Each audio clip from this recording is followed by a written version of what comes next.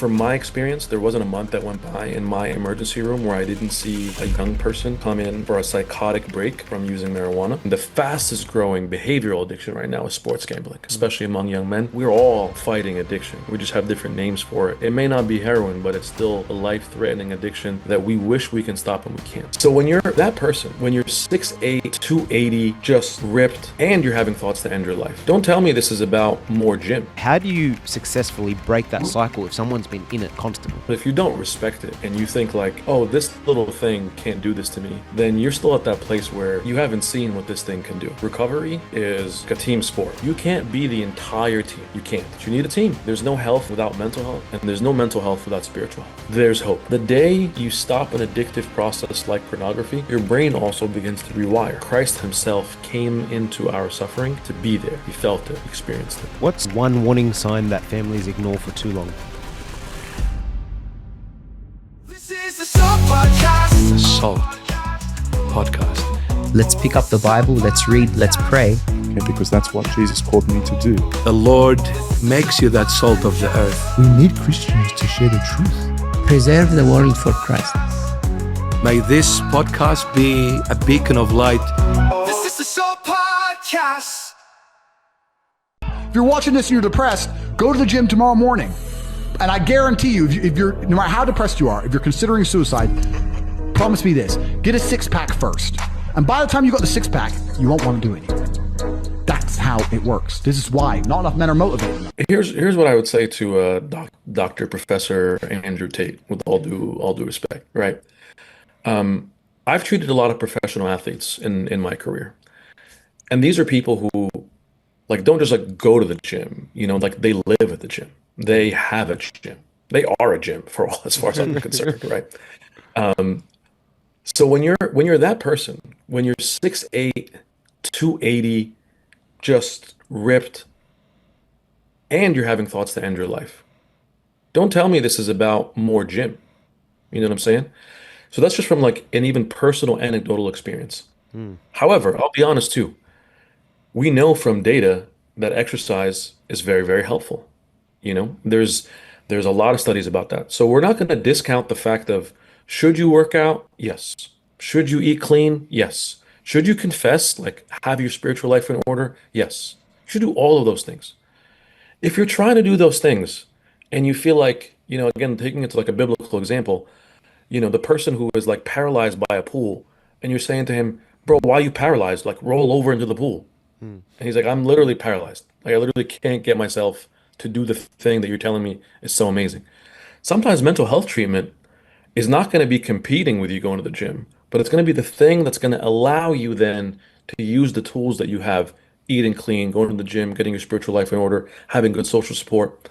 But the problem that somebody from like, honestly, like a little bit of an arrogant superiority place can come off as like, if you were just like me, you wouldn't need this weakling stuff that you're thinking about. But the humble star athletes that have talked about their mental health experience have said, you know, once I was able to sort of get over the hump a little bit, then I can take all these other things. I can get into my community. I can get into the gym. So they're not mutually exclusive. But the matter is, are you at a place where you can use those things, or are you at a place where you need a little bit of a boost to be able to use those things? Welcome, Dr. Mina. It's lovely to have you.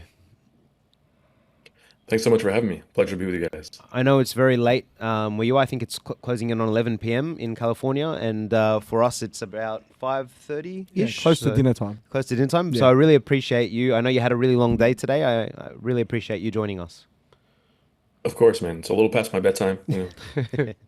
But, you know, stayed up extra late. Made it happen. Thank you very much. Really, really appreciate it. So firstly, if you can tell our viewers exactly what your qualifications are.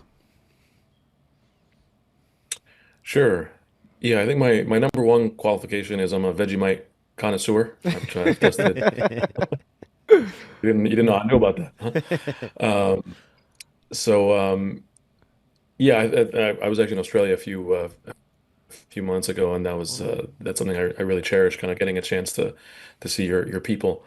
But academically, so I'm a psychiatrist, and what that means is, for folks who are not familiar, so I went to medical school, and then I specialized in mental health.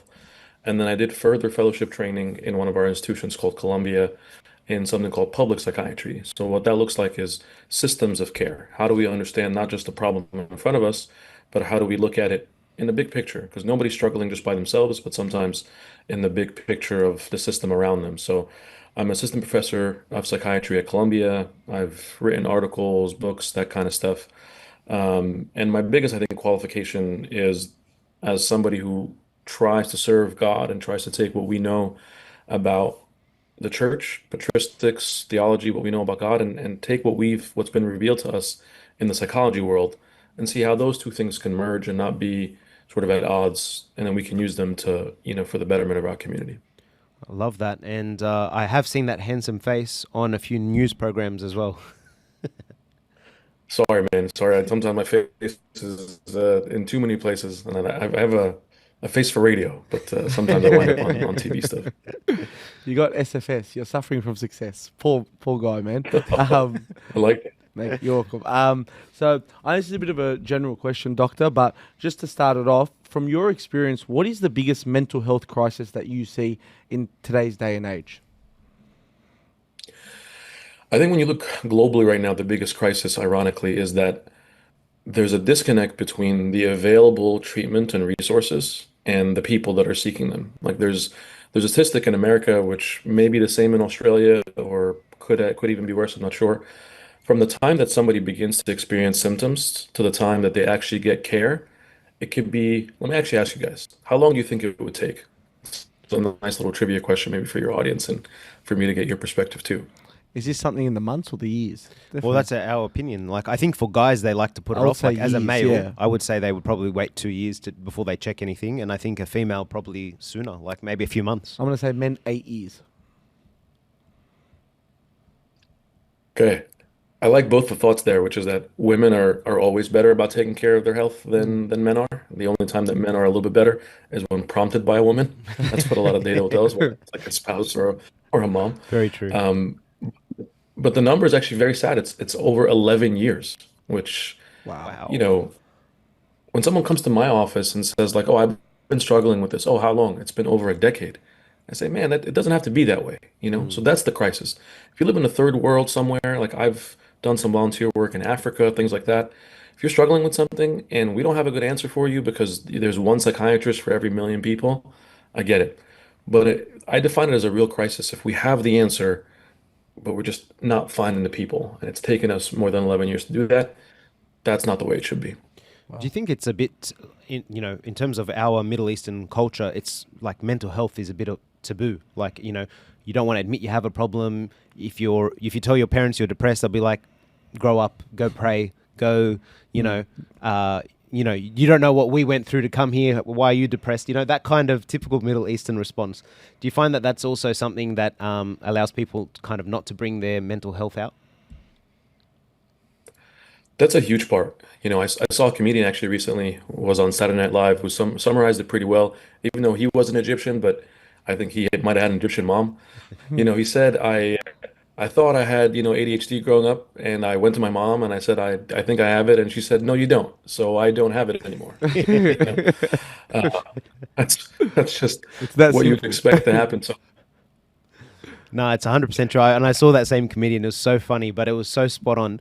But I guess what I want to ask is there a line where, it is a little bit of like tough love is required and it's actually not a problem and you just need to tell them to go to the gym or relax or like have some, recreational, healthy, good time, and it's not actually a problem?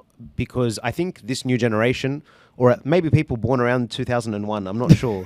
Maybe around the generation born around 2001. I don't know why that number's coming into mind, but it's a bit of a softer generation. Like I feel like our generation's a little bit more tougher. Well, my generation's a little bit tougher. Your generation, maybe our parents' generation was tougher, but this around the 2001, that generation's a bit soft. So where's the line where actually they are soft and they need some tough love, or there is a clinical issue that needs to be addressed?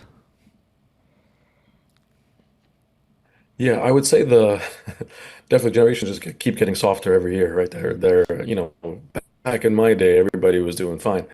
But I think the way that we can distinguish this is, if the first instinct that we have when somebody's struggling is to say, let's say if I said to my parents, I remember this actually very distinctly. I'll give you an example that's a personal one. I remember feeling like, my foot kind of really hurts, I feel like something is not right. My parents' response was not, you sound like you're kind of soft. Walk it off, man. My parents' response was, let's get it checked out. Maybe it's nothing. Maybe you just slept funny. Um, but what their response was is, let's get it checked out. And when I got an X-ray, it was broken, Wow. and I had to get a cast. And I couldn't toughen out a broken foot. I couldn't walk it off. I couldn't exercise it. I couldn't drink ginger, whatever, longevity little thing that people are going to give me. I had to get it checked out. So the first step for us is just maybe what I'm experiencing is normal and common. And oh, like I cried once doesn't mean I have depression, right? I drank, a sip of alcohol once doesn't mean I have an addiction. But the problem with this sometimes is that we don't let somebody qualified make that decision for us. We sometimes either make it for ourselves and say, like, I should really toughen this out, but I've been struggling for years. Or somebody around us who's a friend will say, come on, man up a little bit, especially if it's a dude. Another dude who's going to give you medical advice is going to just say, but have you gone to the gym? It's like, yeah, bro, I went to the gym and I'm still struggling. So it's like, at one point, is it not the gym alone, Well, as I have a question, it's a little bit off topic slightly, but as a psychiatrist, when someone comes to you with whatever they're going through, is your job to try and find it and put a name to it and give them a solution, or are you trying to let them know that there's nothing really there and to go about their life? Like, how do you sort of take on that situation where you don't want to scare them too much, but you also want to sort of give them the right steps without them overthinking? Yeah, that's a great question, Simon, because if you think about when you go to a doctor, if you go to a priest, if you go to anybody who's gonna like give you an honest assessment of where you are, if you go to a mechanic, right? Like let's say an honest mechanic. Is that the term over there for people who like deal with your car? Yeah. Minus the Right? honest. Yeah, the honest part is like a question part, right? So, but I'm making at that point actually specifically, like if you're an honest doctor or an honest mechanic or an honest whatever, you're not just looking to find something wrong that can keep you in business. It can be like, oh, let's put some name on here and give you some diagnosis and give you some treatment. I've had a lot of people come to me, and by the end of the session, I said, look, we've done the thorough assessment. We've looked at your spiritual life, your psychological life, your emotional life, your biological life, meaning where your body is. And based on all these things, what you're experiencing was within the normal window of human experience, and you don't need treatment for this. This is a struggle. You need some more support, but you actually don't need psychiatric treatment. But for other people, to finally know that what they've been experiencing is, oh, I just thought I was stupid, or I just thought I was lazy, or I just thought I was all of these negative things that are character attributes that actually hinder your ability to pray, your ability to participate in church, your ability to be present with your family and friends. No. We actually know what this is called and we have an answer for it and we can get it out of your way so you can be your full, real self. So my job when someone comes to me is to be able to answer that question. Is what you're experiencing part of the spectrum of normal human experience where you just need maybe a little bit more guidance, perspective, support? Or is there something here that we can treat that is not optimal, that is broken, and we have an answer for? So I'd love to get your reaction to somebody like Andrew Tate, who basically says depression is just a word, doesn't exist. And he just says, there's many clips that you'll see of him where he's like, just go to the gym, work out, you're a loser, that kind of style. But surprisingly, a lot of people that listen to him actually get up and do that, and they say that message changed my life. And then a lot of people will actually be like, no, because they want to hold on to like something's wrong. So what's your response to Andrew Tate, basically? Here's what I would say to Dr. Professor Andrew Tate, with all due respect, right? I've treated a lot of professional athletes in my career, and these are people who like don't just like go to the gym, like they live at the gym. They have a gym. They are a gym for all as far as I'm concerned, right? So when you're that person, when you're 6'8", 280, just ripped, and you're having thoughts to end your life, don't tell me this is about more gym. You know what I'm saying? So that's just from like an even personal anecdotal experience. However, I'll be honest too. We know from data that exercise is very, very helpful. There's a lot of studies about that. So we're not going to discount the fact of should you work out? Yes. Should you eat clean? Yes. Should you confess, like have your spiritual life in order? Yes. You should do all of those things. If you're trying to do those things and you feel like, again, taking it to like a biblical example, the person who is like paralyzed by a pool, and you're saying to him, bro, why are you paralyzed? Like roll over into the pool. And he's like, I'm literally paralyzed. Like I literally can't get myself to do the thing that you're telling me is so amazing. Sometimes mental health treatment is not going to be competing with you going to the gym, but it's going to be the thing that's going to allow you then to use the tools that you have, eating clean, going to the gym, getting your spiritual life in order, having good social support. But the problem that somebody from like honestly like a little bit of an arrogant superiority place can come off as like if you were just like me, you wouldn't need this weakling stuff that you're thinking about.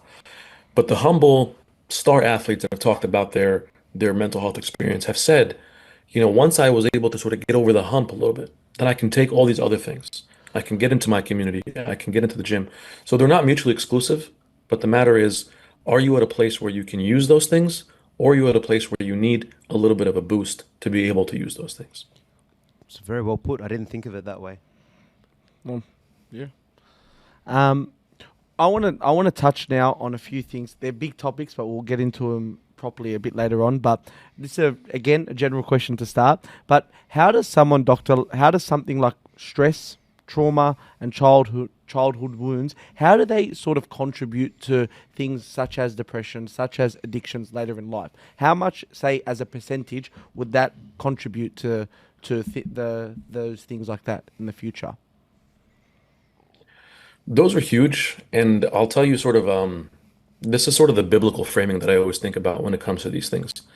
The psychological idea here is the self-schema or the story that you say about yourself. The trivia question that I sometimes ask patients is, what was the second question that God asked humanity? You guys remember? This might be like a random Bible fact from like Genesis. God asked humanity. It's not Isaiah 41:10. Oh, and probably is Adam and Eve, right? He would have asked them a question. So what questions was did the he ask question? them? The second question. What was the first Second question. Where are you? In the garden when he asked, where are you? I don't know. That's it. That's great. Yeah, that's exactly right. That's the first question. Yeah. So the first question that God asks humanity is like, where are you? Right? What's going on? Which is awesome.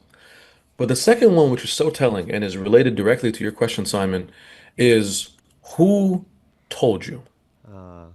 Wow. Because they come and say to him, God, like we were naked and we hid ourselves. And then God just says, who told you? Who told you you were naked? And the reason that question is so important is because trauma, childhood experiences, what we call ACEs or adverse childhood experiences, all these things that can happen to us can begin to shape the question of who am I? And it can begin to answer that question of who told me that I didn't just fail, but I'm a failure. I didn't just make a mistake, I am a mistake. I didn't just not accomplish something. I'm somebody who will never accomplish anything. So all of this becomes part of who I am, and it becomes something I internalize that I learned about myself.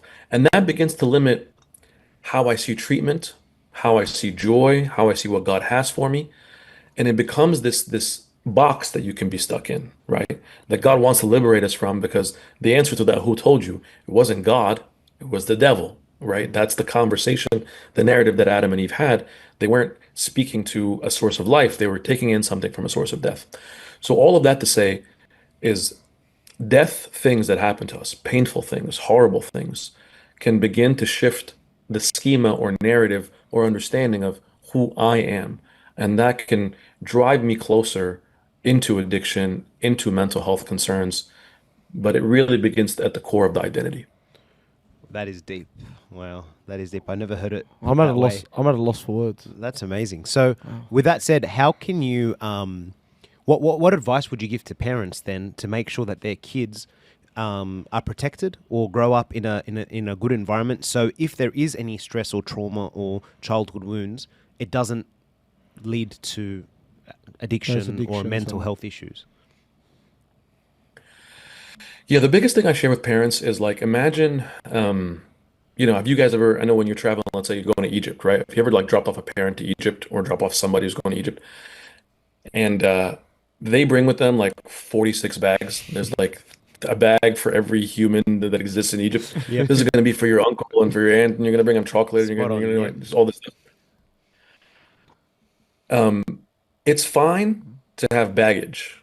It's fine to have things that have happened like that, to have, wounds that have been experienced. But there are a lot of things that when you're, the analogy here with the bag, when you're bringing it back to the airport, sometimes it has to be opened, has to be searched, has to be processed, and some things can't be carried along. What I mean by all that is, if I'm a parent, you're not going to be able to shelter your child from anything negative happening in the world, right? Jesus said that in this world you'll have tribulation. But what you don't want to happen is you don't want to have tribulation and then unprocessed baggage, leaving baggage that didn't go through an x-ray, leaving baggage that didn't get opened and see like what's going on in here. This thing happened, I remember, for example, some of my difficult challenges when I came to America as a little 10-year-old. I experienced some bullying in New York City. I was getting bullied by these like big, big guys, in my school. I had to be able to like process that. I had to be able to say like, what does that mean? Are the things that they're saying about me true? Are they real? Are they relevant? Do I carry that? So if I'm a parent or a mentor or a servant or someone who's caring for somebody younger, it's not going to be that I'm going to avoid any stress or pain or difficulty, but I want to be able to help them open that bag and unpack it in the right place. And then be able to put a mirror, like the Bible says about itself, that it is like this mirror of truth, right? So say you got bullied when you were younger and someone told you that you were X, Y, Z, terrible things about you. You have to put that up against the mirror of the Word of God and say, are those things true? Is that who I really am, for example, right? So being able to unpack those bags and seeing what can fly and what can't is a really important part of the childhood development for a person. I'd love to just give you a little scenario followed by a question, because I struggle with this sometimes in my head. But for example, I'm going to open up to you. I've been raised most of my life in a one-parent household. So my mother raised me my whole life. She's a superwoman to me. So I've sort of always had one. I've always had one parent, but I've also met people along the route in my life where they've also had one parent. And for whatever reason, obviously there are a lot of other factors in their lives, but sort of the thing is where I usually sometimes get the sense where one person who's grown up with, say, a parent, just one parent, or maybe no siblings, and another, and conversely the opposite, they have two different ways of thinking, two different ways of life. One person blames themselves almost, or pushes that negativity onto themselves, and the other one sort of just says, I'm going to keep going with life, keep going on with life. Everything happens for a reason. God is good.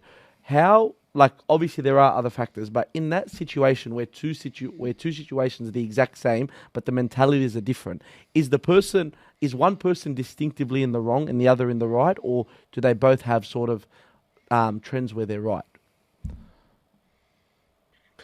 It's a great question, and I also appreciate sharing that about your own experience. And I would put it this way, right? Our like framing for how we see the world, the first place that like models how the world is what we see at home. Whether that's a home as being a safe place, whether the home is being a place where every time I come home, like I'll give you an analogy, right? Sometimes we talk about when we're thinking about the return of Christ, when Christ comes back, and people say, that Christ, when he comes back, it's going to be like your dad coming home, right? Imagine if I say that to somebody, and every time that their dad came home, there was a belt involved. There's not going to be some excitement of like, wow, I can't wait till Jesus comes back. It's like, okay, then Jesus is going to come back. He's going to have some like mega lightning belt. If my dad beat me, then Jesus is going to really beat me. You know what I mean? So the way we have to kind of take a step back on that, on our experiences, that our parents or our parent or wherever we are, nobody grew up in a perfect environment. What do I do with this imperfect environment that I grew up in, right? Even when I hear that God is like like a father, but not like my father, or the church is like a mother, but not like my mother. I have to be able to take that and say, if I am not in a place where I can look at my experience and like learn and grow from it, that doesn't mean that I'm bad or I'm broken or there's something that's inherently wrong with me. It might mean that I may need somebody who can help me see things that I can't see, right? I'll give you this other analogy there. One of my favorite conversations about grief, there's a guy here named Stephen Colbert who talked about what it was like to lose like his entire family and in a plane crash. And he said this thing that if you want to think about life itself, all of it as a gift, then you look at all of it as a gift, not just small parts, even the things that didn't go your way. So, but that gift mindset, he wasn't born with that, right? So the person who is able to look at their experience as maybe I have a one-parent household, maybe I grew up with an abusive parent, maybe I grew up with a parent who was struggling with addiction. If you're able to inherently do your own work, your inner work, and go grow past that and say, I'm going to push past that and grow. And in spite of where I went, I'm going to be the rose that grew from the concrete. Fantastic. But if you weren't able to do that, it might just mean that you might need an additional coach. You know, if you're naturally given the ability to be an incredible athlete and you didn't need anybody to tell you, hey, this is how you gotta, tweak your shot, it's okay. But most people need additional coaching. So that's what I would say about that. Not so much that one person is right and one's wrong, but we all have different sort of spectrums of how much coaching we need to be able to get to the same place, which is irrespective of where I started, God can use all things for good to those who love him. That's just a fact of Romans 8:28. That's a reality. You know, as Simon was asking that question, I was thinking of Batman and the Joker. Because Batman, like, he went through trauma as a child. He lost both his parents and he became Batman, like a symbol of good and blah, blah, blah. Joker, in the same way, was neglected by his parents and he went down the opposite path. So I think depending on the person, I guess the way God makes you, you can either take it and go one way, which I strongly believe that you took that as, hey, you know what, I'm not going to let that define me. I'm going to work hard. I'm going to do this. You took it in the positive way. But there are some people that will take it in the negative way and they might be just missing the light, which might be, the church. You were very blessed to grow up in the church and have access to all that. So you chose the path of light. Yeah. And that's why I asked it ultimately, because I don't ever want to feel like I'm per se in the right. Because I do have that mentality in the sense where it's like God makes everything happen for a reason. I'm so thankful that he gave me one parent that acts as 5 parents. Like, you know what I mean? I look at the good in everything. Whereas someone who may say, my life's not where it should be, and they often compare themselves to so many other situations, I want to try and help that. Maybe I always try and lead by example and just say, it's okay. Like, look at everything else you have. God is so good. But then again, it's sometimes you don't know how to tackle certain situations. But I think the advice that you gave is really good in the sense where you need to sort of understand everyone is trying to get to a goal, but by the way we're shaped, because I also grew up with 4 brothers. So I was definitely I definitely was very getting treated very tough in the sense where it's like, grow up, be a man. Do you know what I mean? So, and others may not have that. So it's very situational. So I think our job is just to try and be Christ-like and to really push forth the message that God created us in his own image and to always be loving to everyone no matter what. So I think I have to take back what I said about 2001. Maybe not so soft after all. Well, at least I proved you wrong.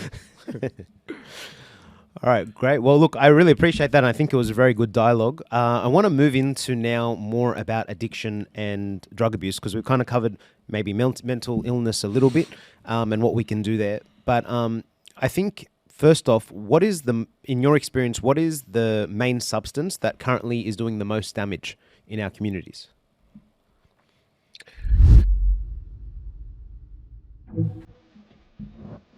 George, Yep. I got some big news. Tell me.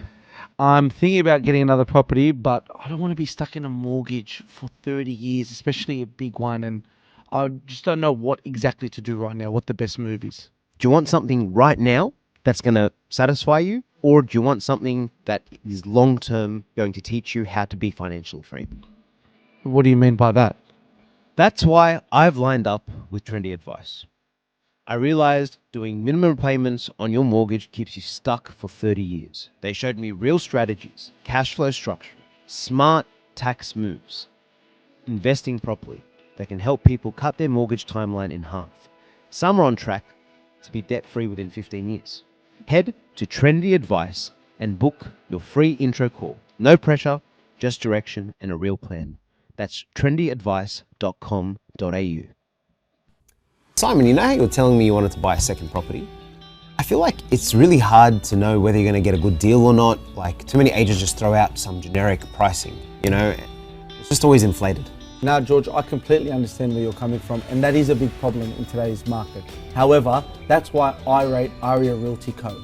They're a multi-award-winning boutique agency that builds a tailored strategy for every home, using real data, local market insight, and strong negotiation to get exceptional results. So no pressure tactics? None whatsoever. Their appraisals are honest, pressure-free, and designed to help you make smart decisions.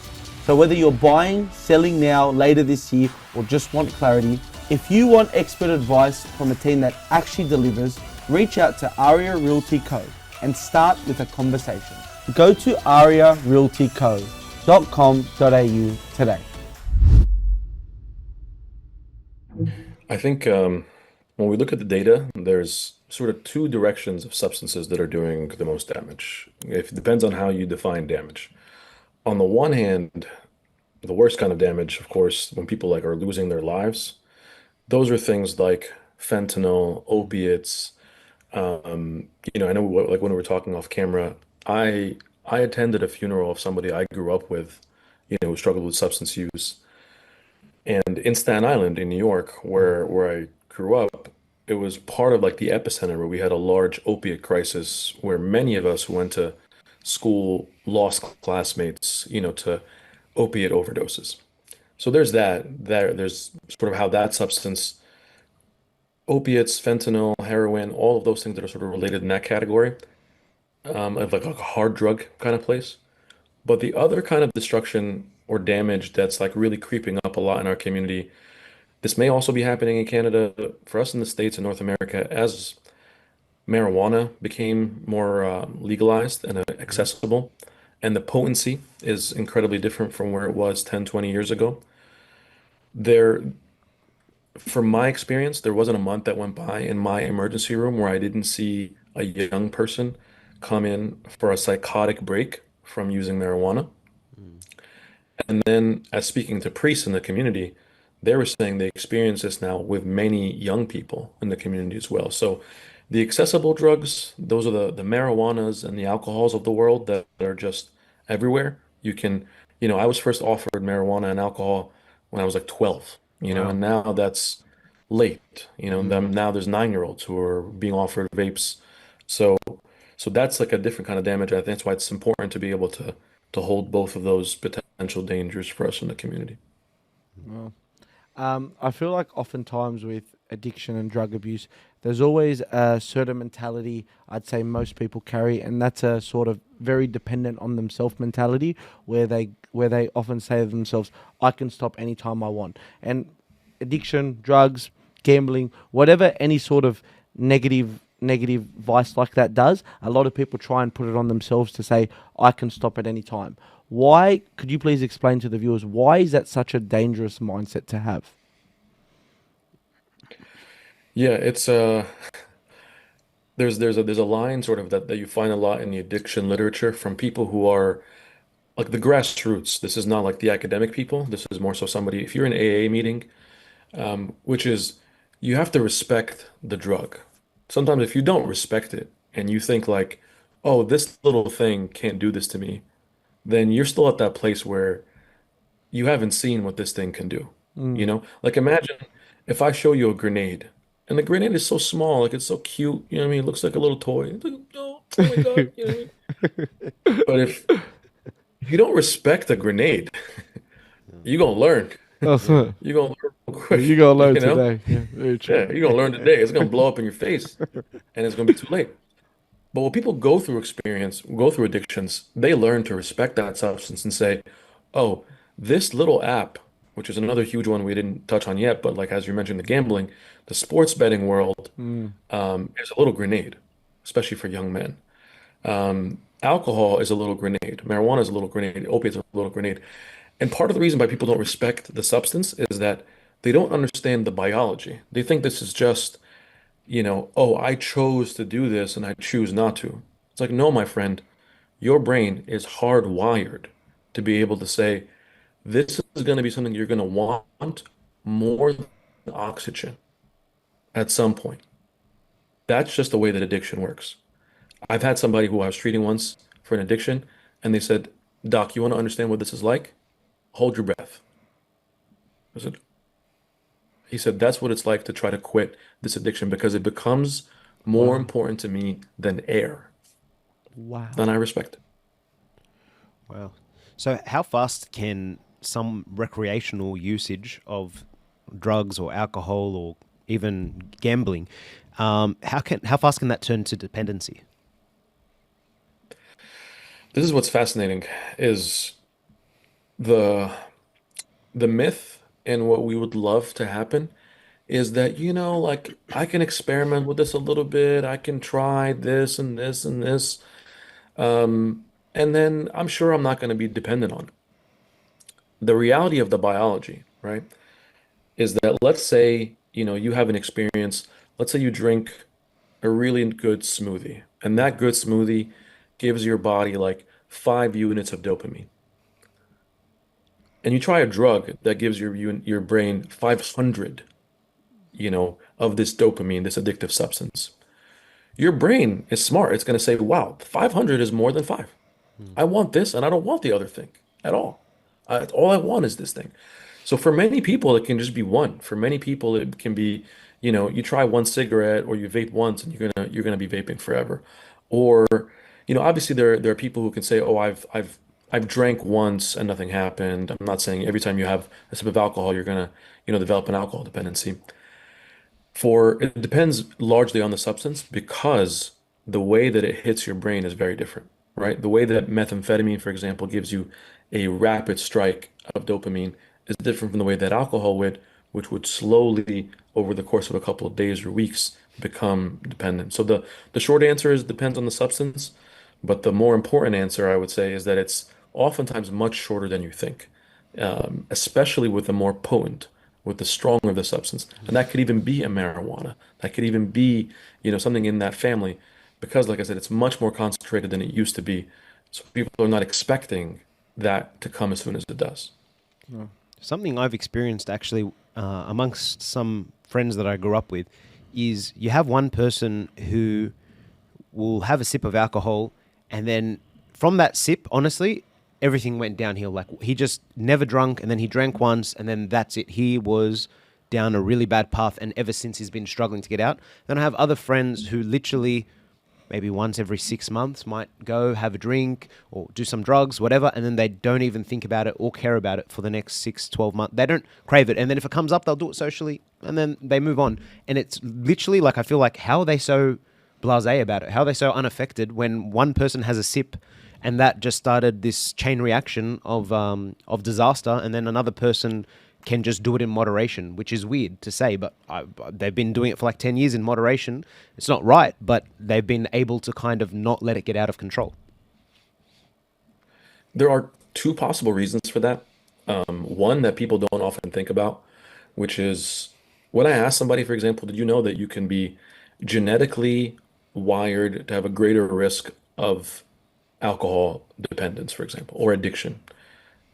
There's a genetic component here that's there. You may not know about it. You may not know that there was grandpa had struggled with alcohol use, and then now you took that sip and now you're going the wrong path. So the part of this is that your genes can hardwire you to be more at risk. In the same way that, I tell this to some patients, and they ask me that same question that you're saying, George, of saying, my friend smokes a bunch of weed. How come I can't smoke every now and then? I say, sorry, my friend, you're allergic. Like, you can't smoke the same way that your friend does. Your body's different. If you smoke weed, you will think you're on Mars for the next week. That's just the way that your body's wired. They may smoke and not the same thing will happen to them. So a part of that is the genetics and how your body is wired.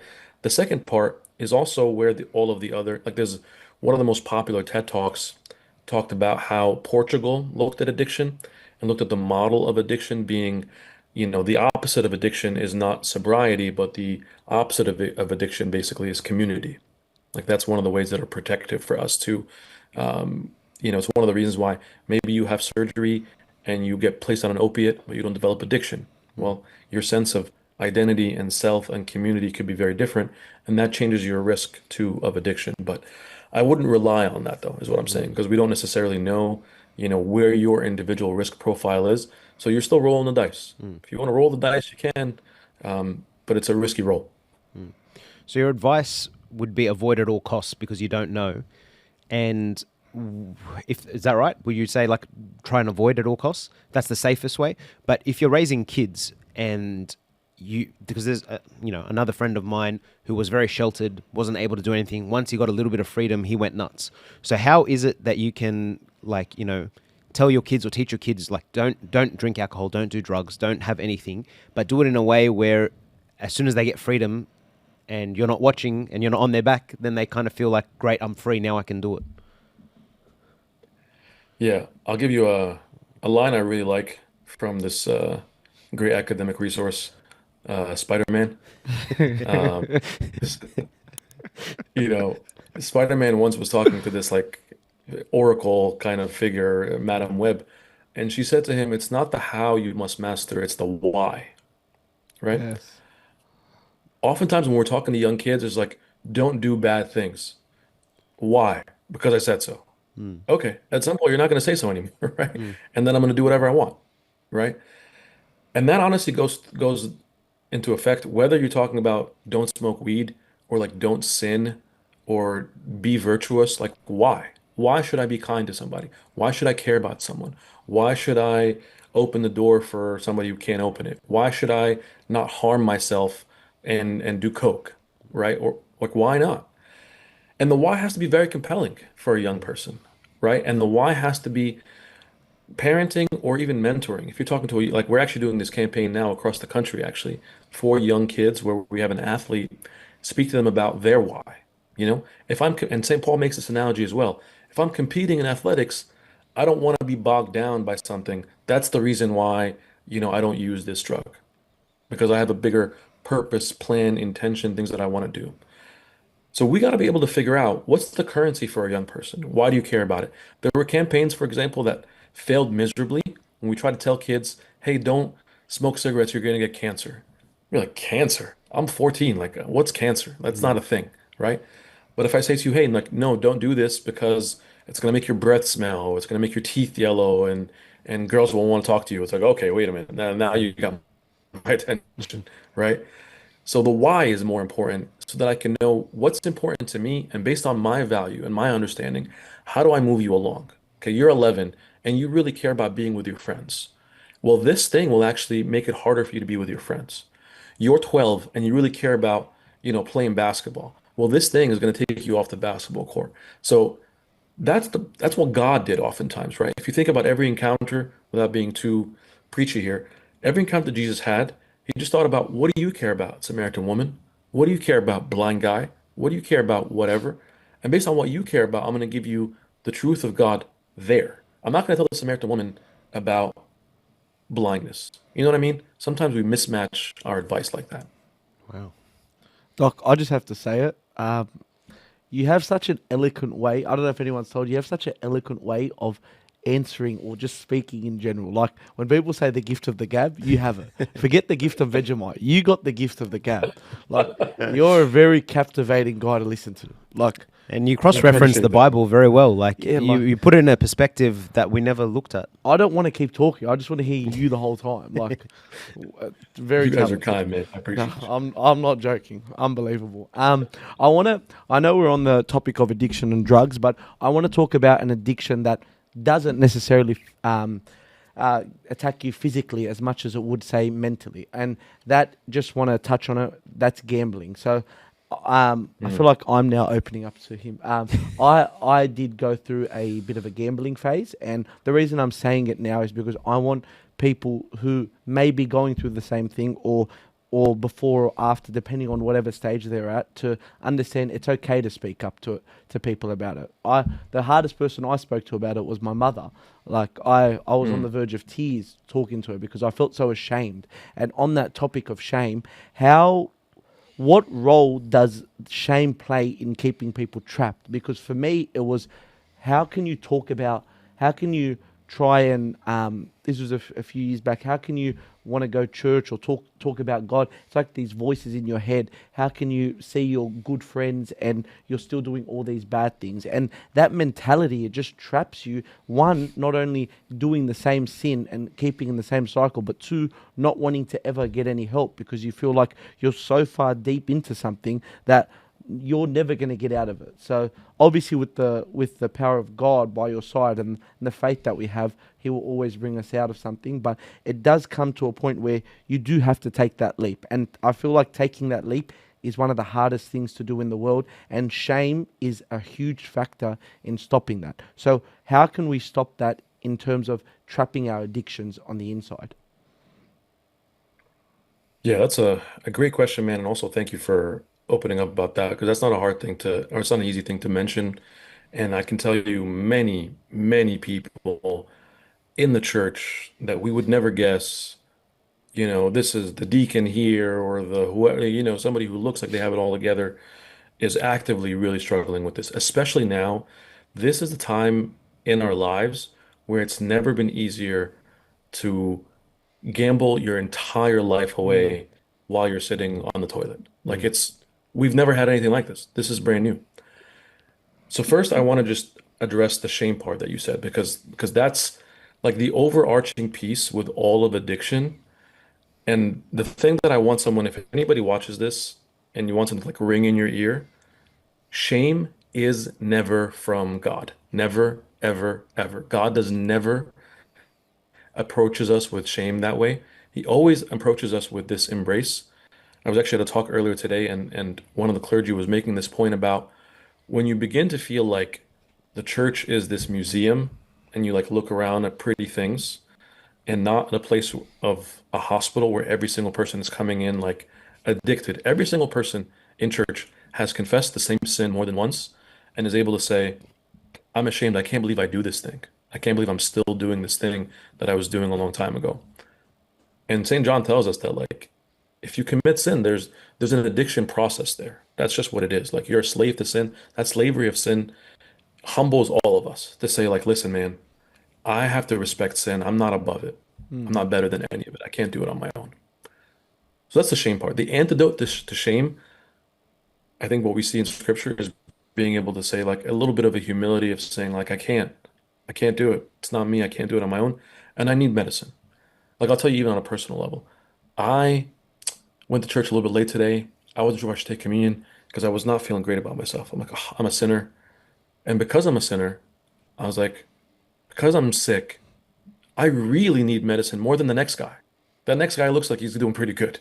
He may not need communion as much as I do. I really need communion. I'm elbowing people. I'm going to the front. Like I need medicine, more than anybody else does. And that's the only reason I took communion today. Not because I felt like I don't feel quite shameful or I don't feel bad about myself. I feel horrible about myself. I'm not a good person. God knows I'm sinful. But that's the antidote to shame, is to be able to say, God, I need your medicine. Help me out, right? And once we have that and we can remove the shame, then we can say, well, what kind of medicine does God offer me? God offers me what St. John Chrysostom says, the medicine of immortality and communion. But then with something like sports gambling in particular, there is therapy that's very effective. There's community that's very effective. Like treatment is also very effective. So I don't want to feel like I'm sick, but I want to heal myself by myself. The sicker that I know I am to be, I can remove that shame and say, give me all of the medicine. Have you ever had like a really bad cold and you were just like, I'm ready to take everything. I'm taking the day medicine, the night medicine, all of it together. Just give it to me. I just want to feel better. That's what we feel like when we're like, get past our shame a little bit. Absolutely. So when you were talking to priests, I find we're very blessed in our Orthodox faith.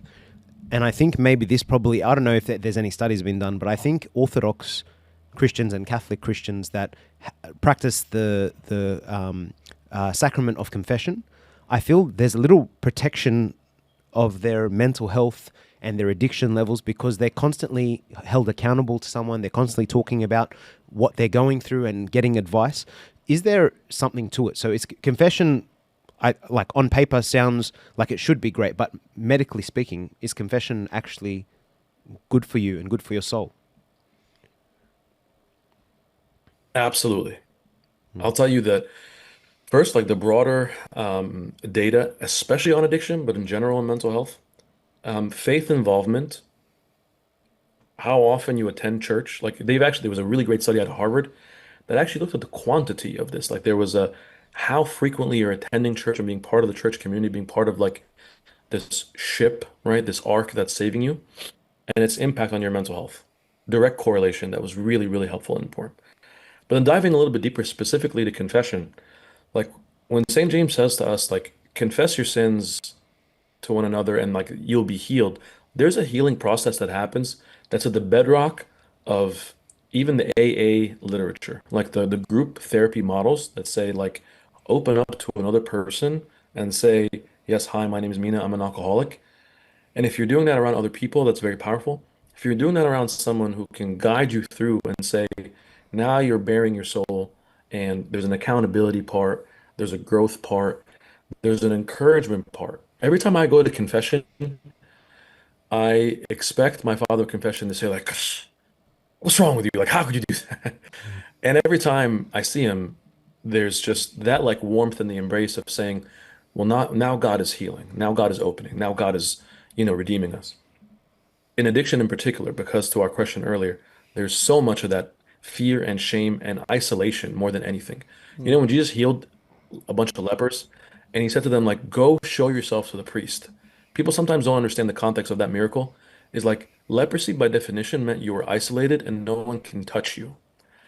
Jesus said, go and let them like put a hand on you. Put that hand of, when a Buddha puts the hand over your head and says like to be absolved. They've never experienced that, or they haven't experienced for the whole time that they were lepers. Confession does this. It takes the leprosy away and says like, I'm now returned to the community. I'm returned to the body. That's what's so needed.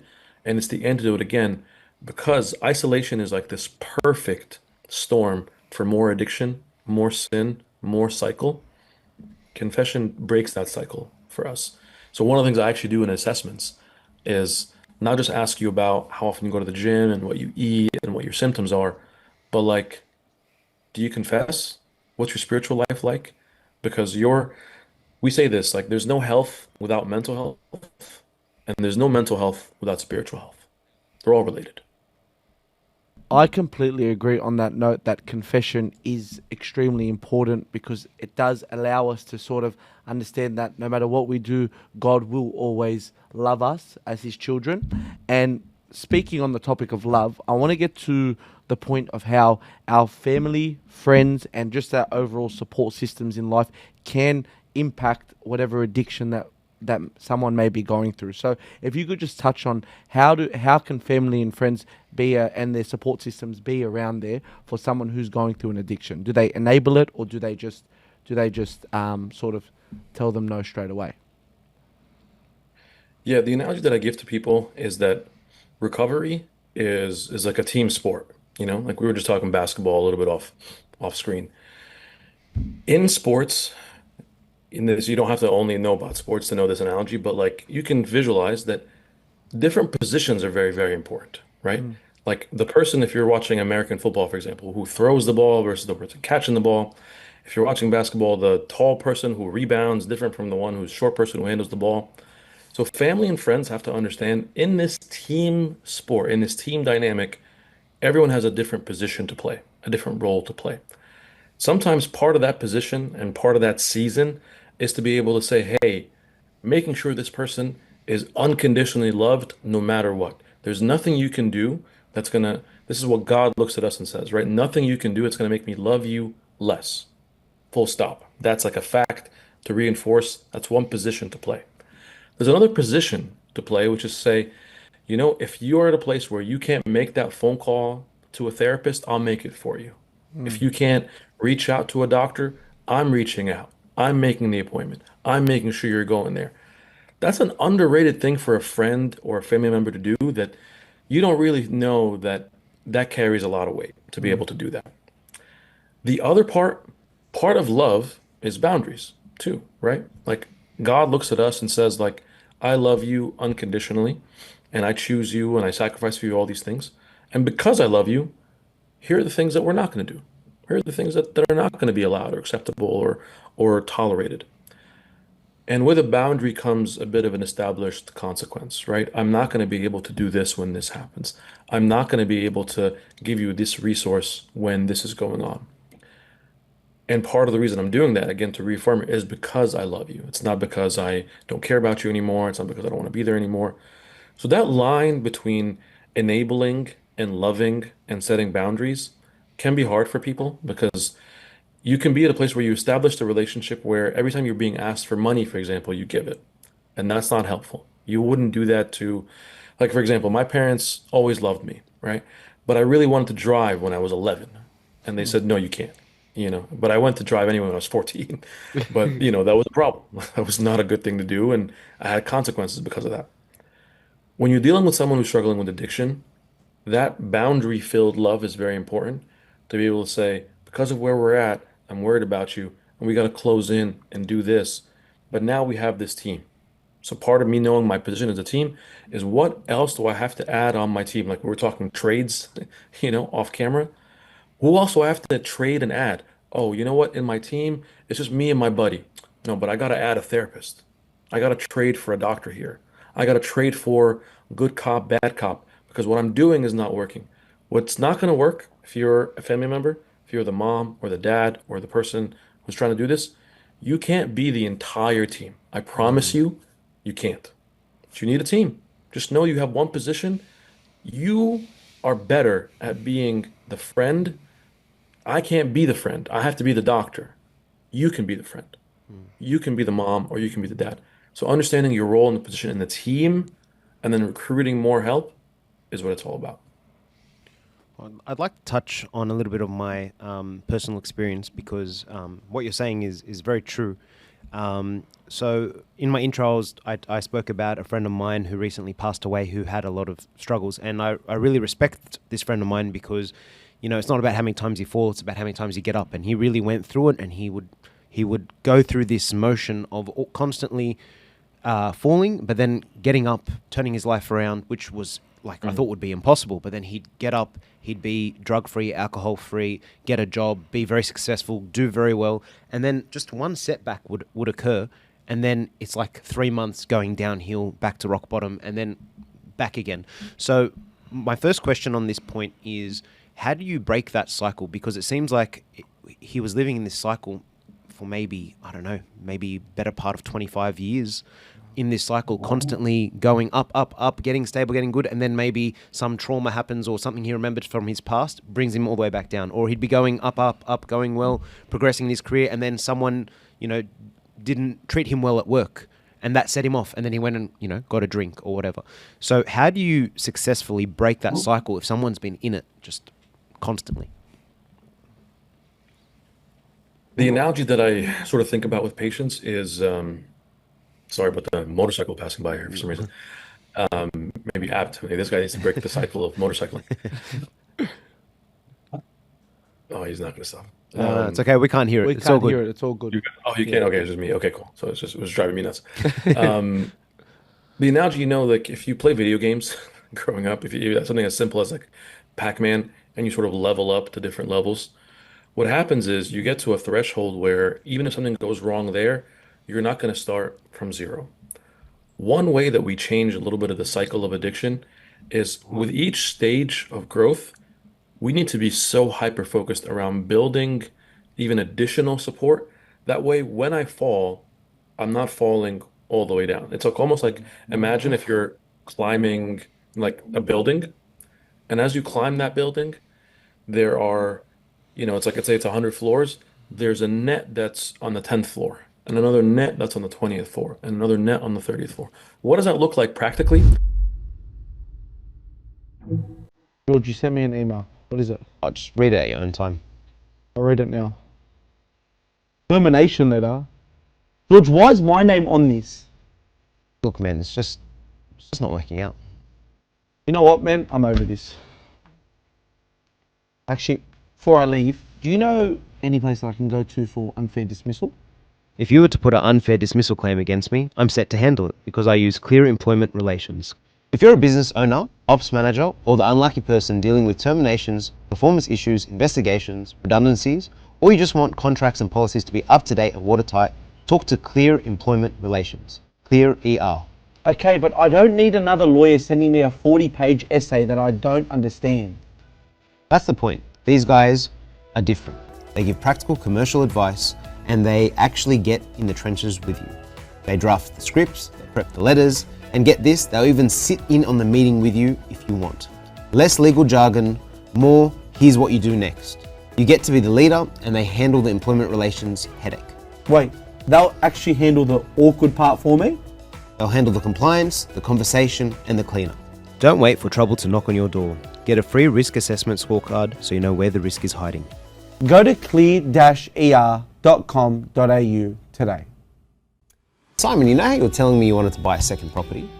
I feel like it's really hard to know whether you're going to get a good deal or not. Like, too many agents just throw out some generic pricing, you know? It's just always inflated. Now, George, I completely understand where you're coming from, and that is a big problem in today's market. However, that's why I rate Aria Realty Co. They're a multi-award-winning boutique agency that builds a tailored strategy for every home, using real data, local market insight, and strong negotiation to get exceptional results. So no pressure tactics? None whatsoever. Their appraisals are honest, pressure-free, and designed to help you make smart decisions. So whether you're buying, selling now, later this year, or just want clarity, if you want expert advice from a team that actually delivers, reach out to Aria Realty Co. and start with a conversation. Go to ariarealtyco.com.au today. What happens sometimes is as people do really well, they start to decrease their resources. They say like, oh, I've been, sober. I actually have a patient like this now who's like, oh, I've been sober for 2 years. I don't have to go to AA meetings anymore. Problem. Okay. Or I've been sober for a while.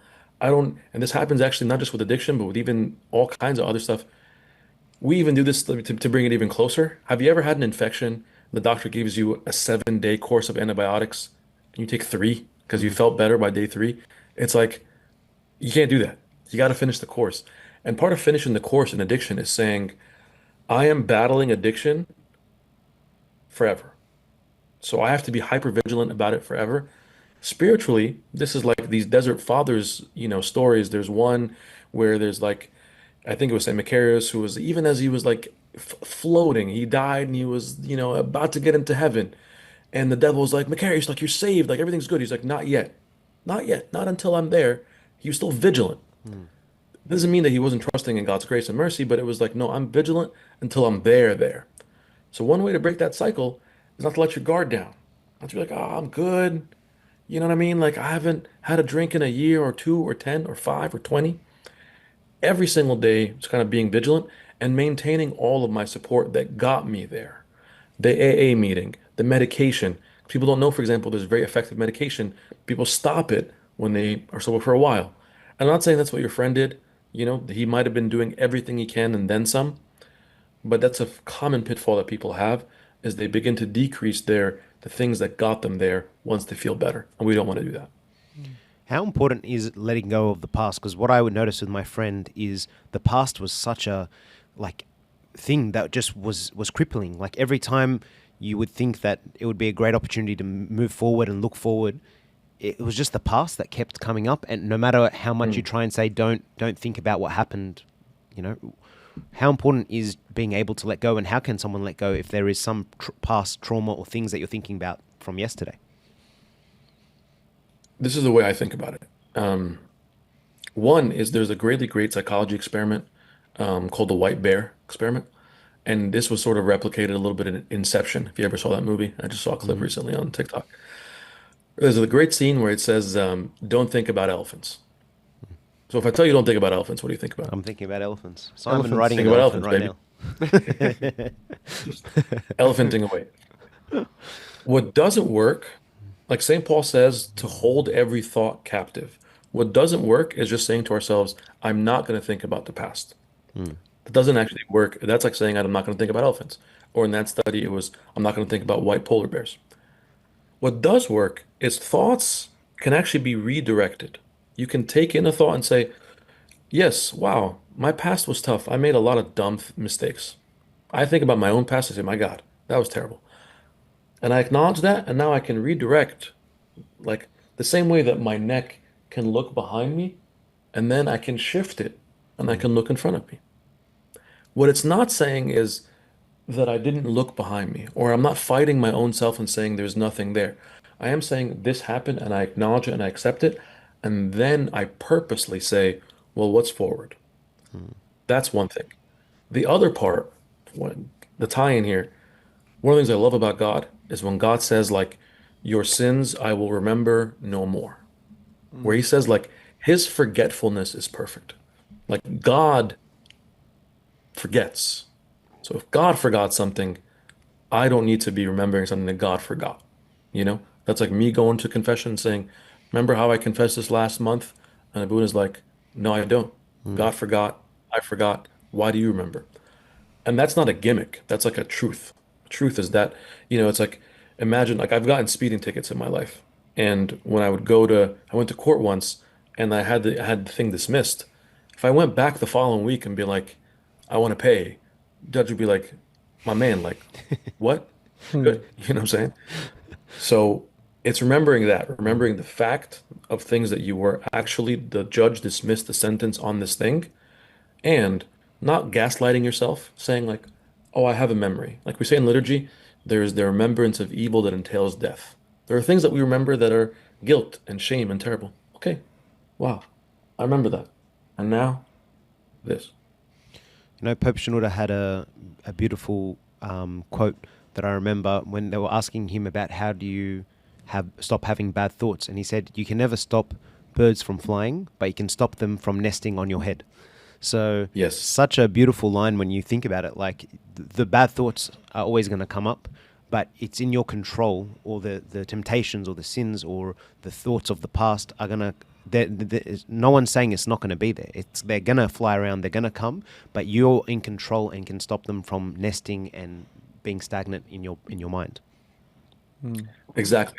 Especially as long as you allow them to, sometimes this is the tricky part, is you can acknowledge that they're flying around. Like, wow, I am having a thought that's negative about myself.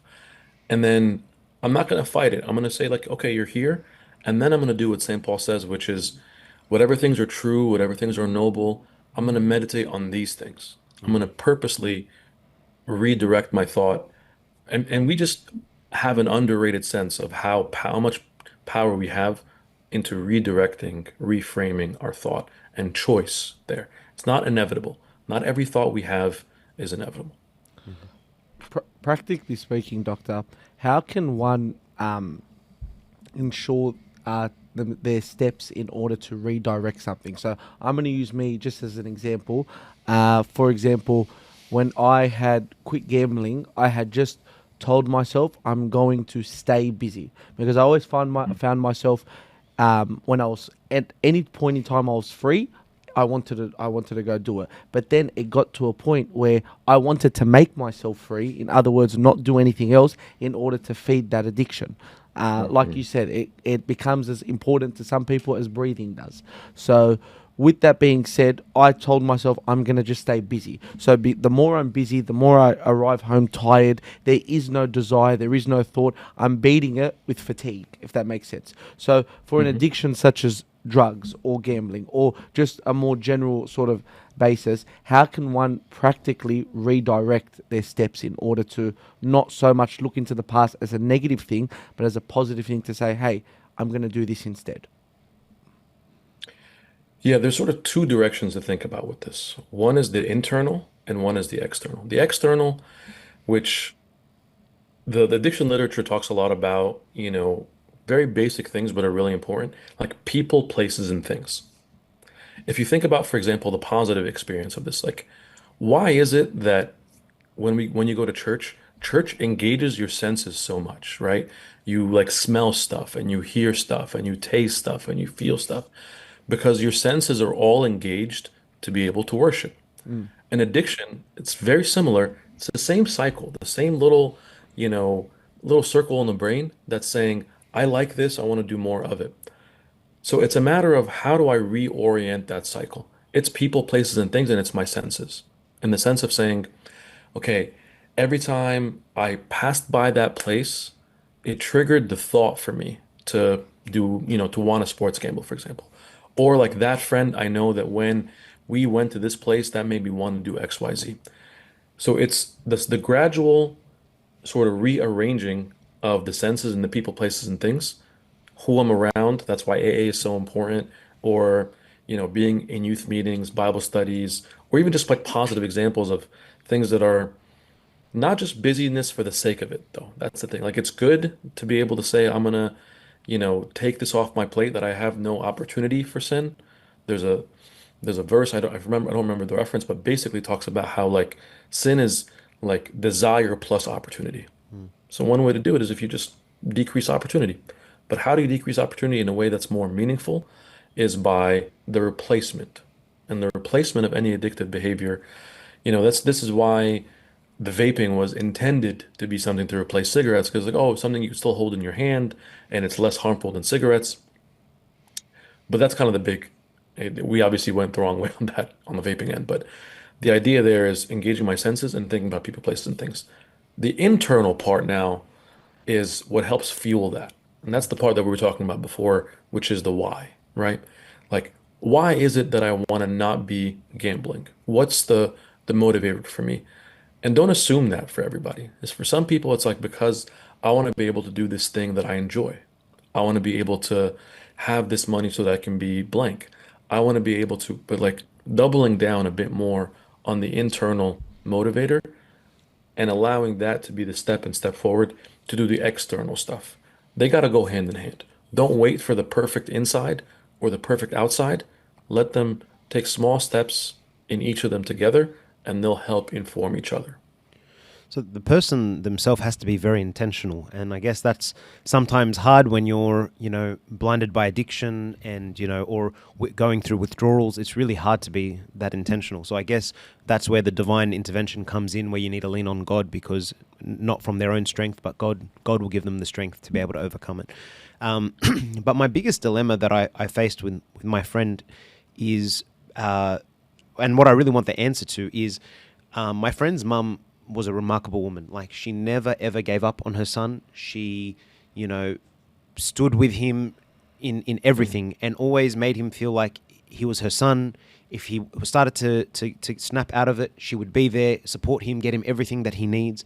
But then there was also this security blanket that he would have felt, because basically if he ever needed money, she'd give him money. If he ever needed a place to stay, he'd be welcome always in the house, no matter what state he was in. If he wanted a lift to go get alcohol, she would drive him as soon as at 5 a.m. when the shops opened or the liquor store opened to go get alcohol. And I sometimes would tell her, maybe don't do that. But then her response to it was, well, firstly, he's my son. Secondly, if I don't give him the money, then he might go and get the money in a legal way. Like he might go sell drugs, or he might go hurt someone, or who knows what he could do.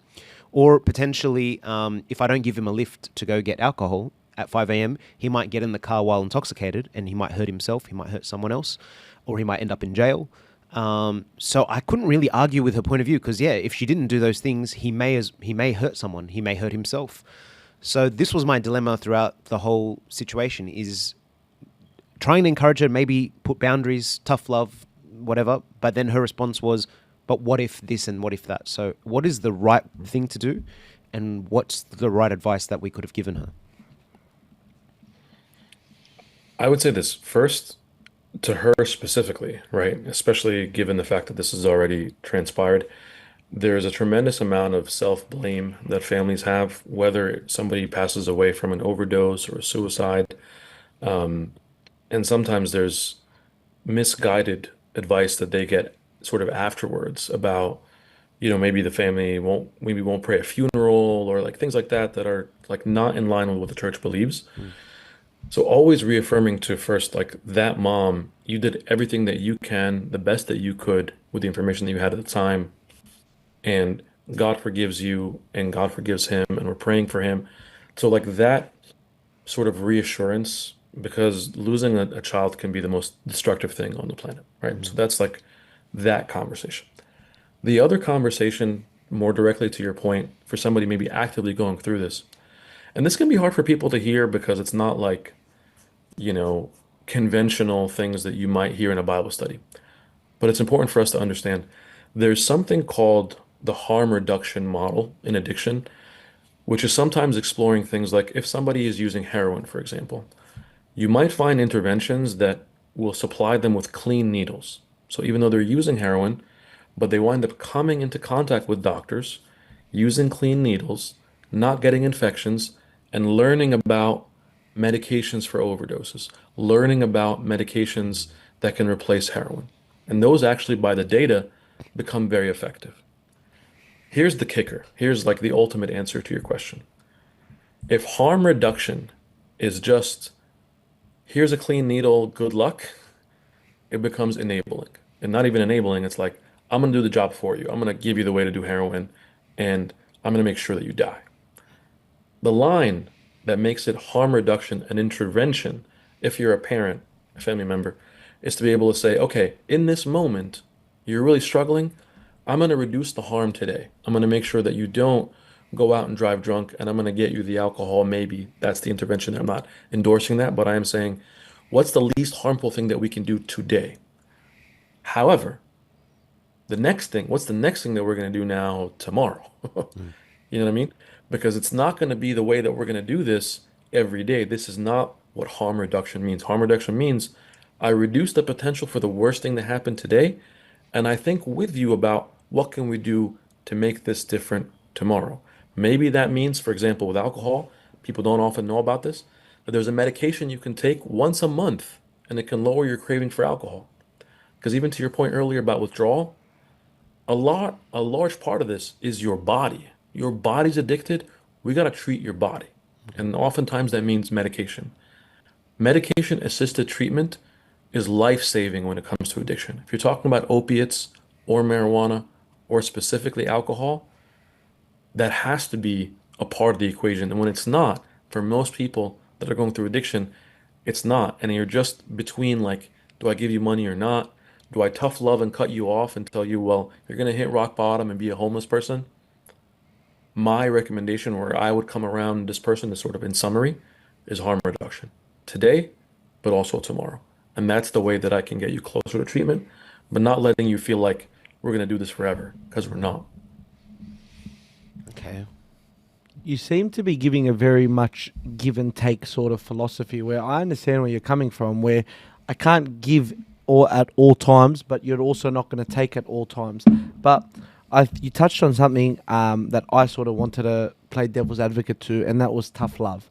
I don't have kids yet, but if I were to throw it to George, I don't know if your kids, say, wanted to have a certain amount of candy, for example, and you knew that the harm was there, but they obviously didn't. At what point would tough love be the only option? I know it's a different example as kids are younger, but say an adult even. Like, I feel like we're so worried about the consequence of the worst thing that can happen that we're sort of just trying to just butter up before then. Is tough love ever the option?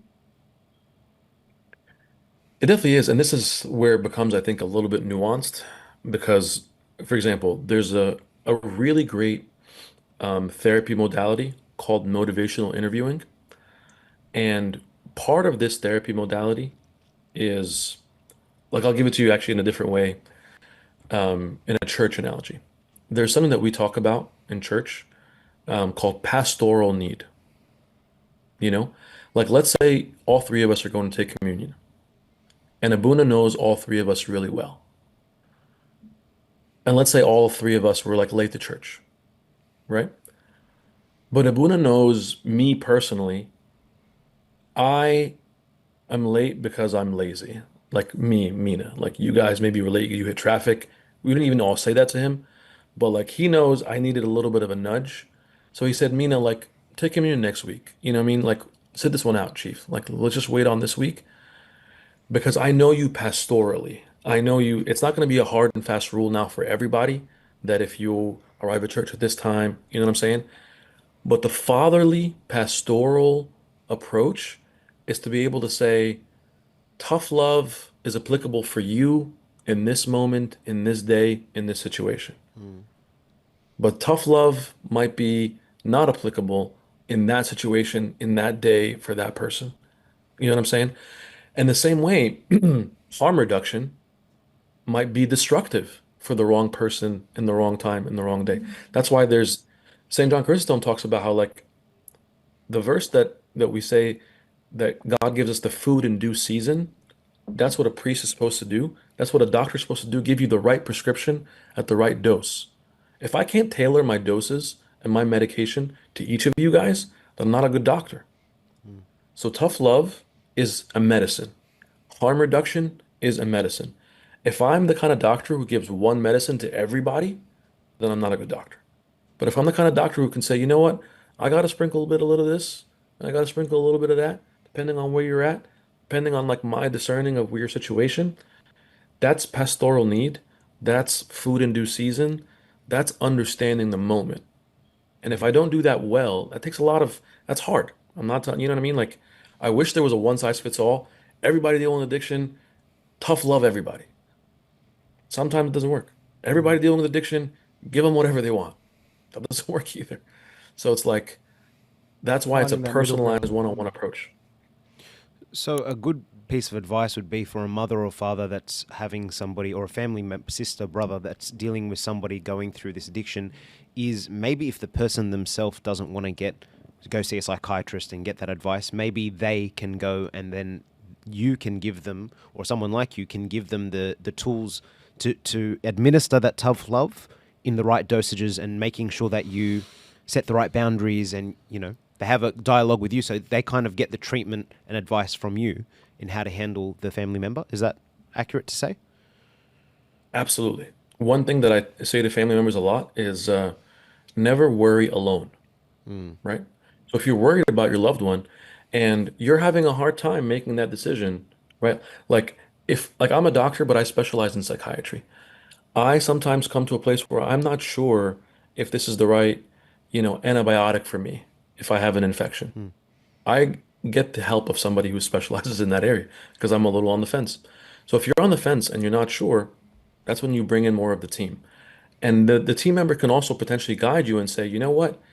Then the harm reduction for your brother is going to be, maybe today we give you the money for the thing, but then tomorrow you got to go with me to therapy. That's just the deal. It's the way it is, right? And that becomes a little bit of the nudge along of saying, we're going to do the thing today, but then we're going to be able to add that resource tomorrow. But at the very least, having someone guide you through it, because you can't go through that process alone. It's too difficult. It's too nuanced. And frankly, the pressure of making the wrong decision is too much on you.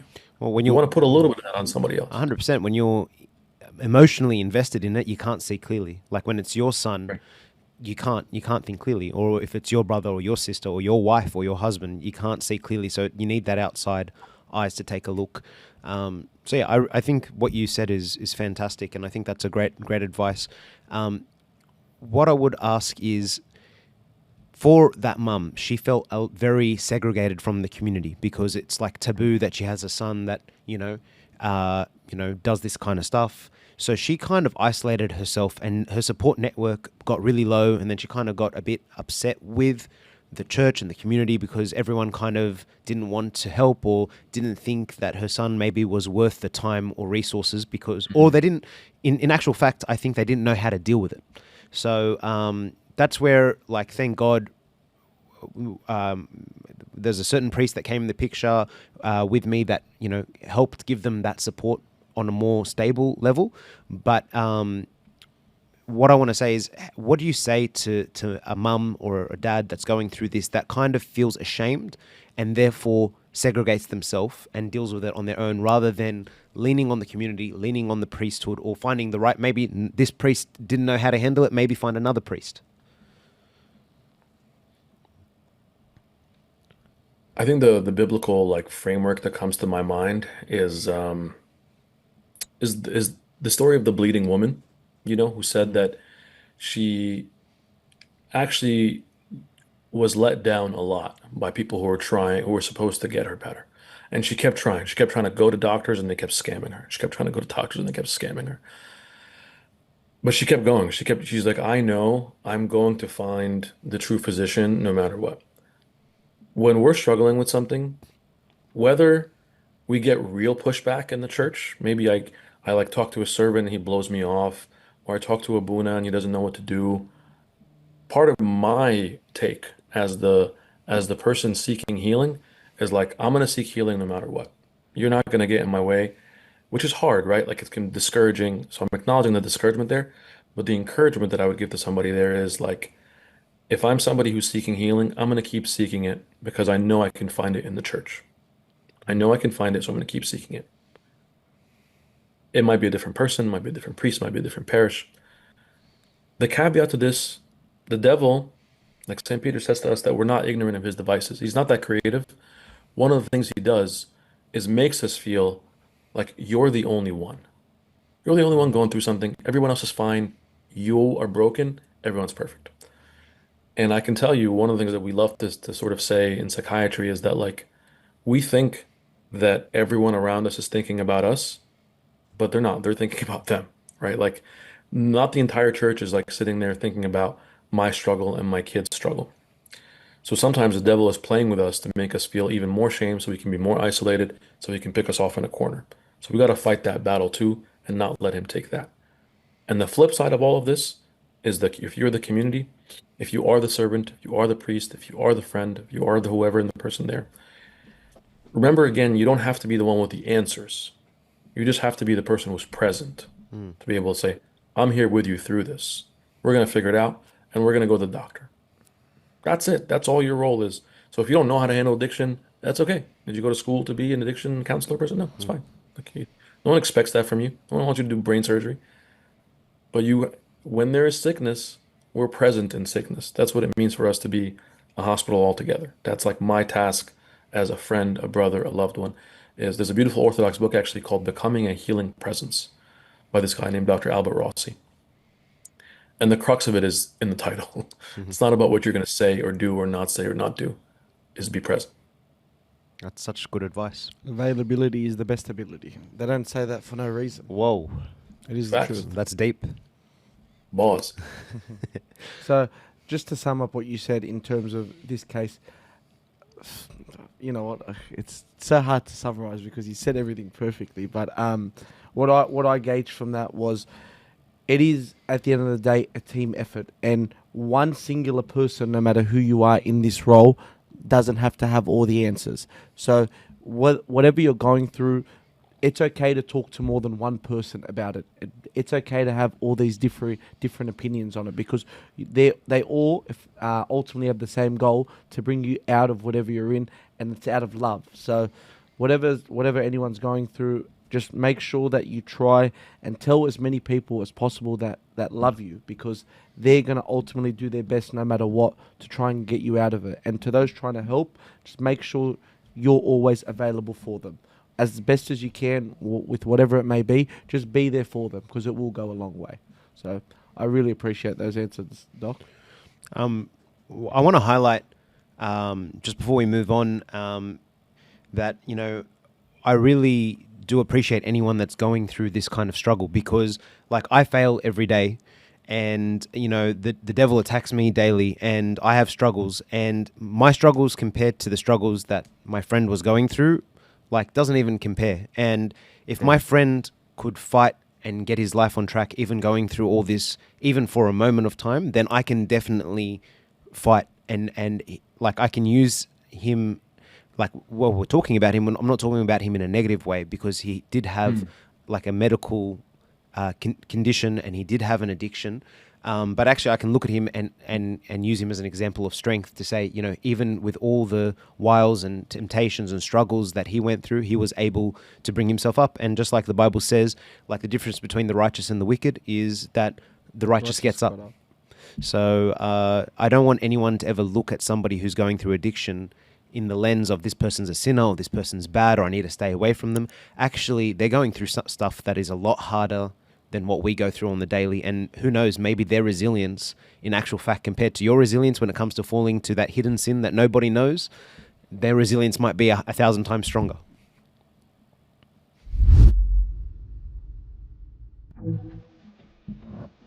George, Yep. I got some big news. Tell me. I'm thinking about getting another property, but I don't want to be stuck in a mortgage for 30 years, especially a big one. And I just don't know what exactly to do right now, what the best move is. Do you want something right now that's going to satisfy you? Or do you want something that is long-term going to teach you how to be financially free? What do you mean by that? That's why I've lined up with Trendy Advice.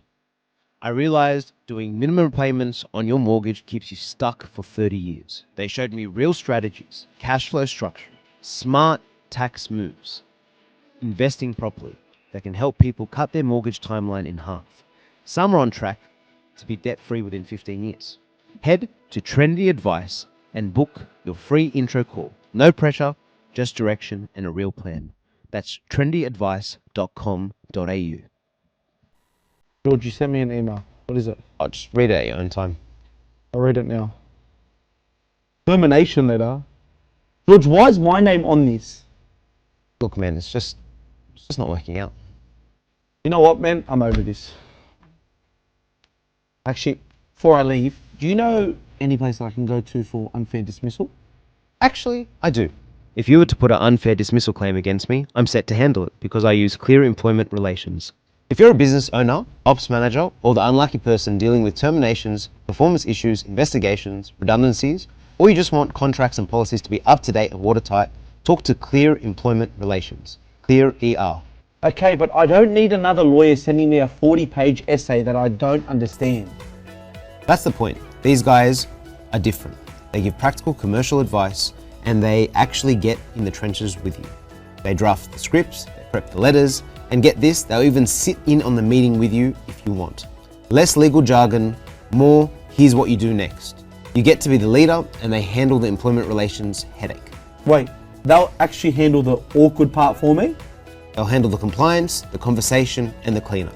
Don't wait for trouble to knock on your door. Get a free risk assessment scorecard so you know where the risk is hiding. Go to clear-er.com.au. It's 100% true, man. And I appreciate you framing that. And sometimes we need to have the framing of, like, I'll give you an example. The funeral that I attended of somebody who passed away from addiction, the bishop said this beautiful statement. He said, this person suffered maybe in a way that you didn't suffer, and he fought maybe in a way that you didn't fight, and he continued to fight to the very end.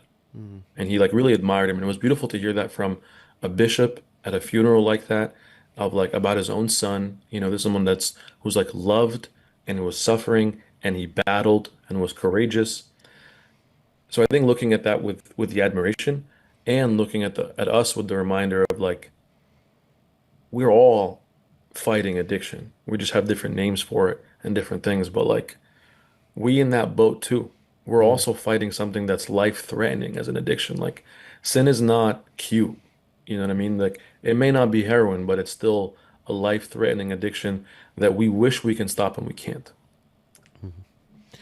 I'd like to ask you, while we're talking about addiction as well, we have a large male audience that follows us. And one of the biggest addictions that people struggle with is pornography. So from your point of view, how does that differ from drugs or alcohol or gambling? Is it different? And what's your best advice from a medical advice perspective, how to avoid and how to overcome pornography? Yeah, we're seeing a lot of literature actually in the secular world, not related to faith at all, on the harms that it causes to the male mind, to social interaction, to all kinds of things that men don't want to be, involved in. And when it comes to how it works in the brain, it's actually very similar. Behavioral addictions hijack the same cycle that we talked about, and it's a cycle that, you can think of it that it was created to be that something good is there and I want to keep doing it. That's what the brain is reinforcing, sort of a positive behavior. And that behavior has been hijacked, by a different negative behavior, whether it's gambling or pornography or something of the like. So in some ways, the difficulty though around pornography specifically, like we in America in our sort of way that we diagnose things, we haven't put that yet into our manual to be able to say, oh, well, now you have this disorder, and here's the medication that can help you in it, and here's a specific medication and specific therapy, for example. So that can make it harder. It can make you feel like the person that's struggling with that addiction this is still just a moral failure, and I'm just being bad, and I'm just going to be ashamed. So first, understanding that it's a real addiction, and you have to respect that addiction in that way. And when you do, then you go all in, guns blazing on the same things that we talked about before, on the people, places, and things, on the triggers, on the senses, on the replacement, on the inner work and the external work as well. The playbook is kind of similar, but just the way that it kind of plays out is a bit different. Me thinking about, well, what do I desire and how do I get there? And what are the things I know very well that this sound or this social media or this, all these numbers of things are my triggers, or these are the things that will make me think about X, Y, Z. So for that reason, there's some things that I'm gonna have to cut out. There are some things that I'm gonna have to replace. And there are some things that I'm gonna be intentional about having a whole different direction, whether it's who I spend time with or where I am, or, that's kind of the census conversation. But the biggest thing with it, I would say there too, is like that shame component can be very particular around this too for young men, and they can retreat into themselves further and further. And this is one of the areas that are particularly important to be able to bring out to a trusted spiritual father and be like, hey, this is hard for me. And I'm going to bring in all of the elements of support. So I'm going to have maybe a close friend, like an accountability partner kind of person. I'm going to have somebody this way who's like a spiritual father. I'm going to have a therapist to say, what are the ways that I can think differently about my own thoughts? Maybe part of the reason I'm struggling, experiences that I had in the past, ways of thinking, because my thoughts determine my behaviors and they become my lifestyle. So a therapist involvement is a really good idea. And then for some people, these kinds of addictions can also be an indication of a different mental health problem. Not that the addiction itself is its own, but sometimes I'm trying to self-medicate, whether it's pornography or alcohol, or other things. I might be dealing with severe anxiety or severe depression. And when I treat that, it can actually help that behavior. So that's why getting at least an evaluation there can also be very helpful. So just trying to maximize the levels of support can take us a long way. And from your experience, how damaging can pornography be? Like from a psychiatrist point of view, is some people just say, oh, so what?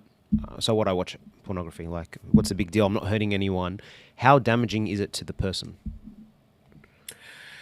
Yeah, well, we know, again, like, even remove the spiritual component. Like, if you were asking Abuna how damaging is pornography, Abuna will say it's very damaging.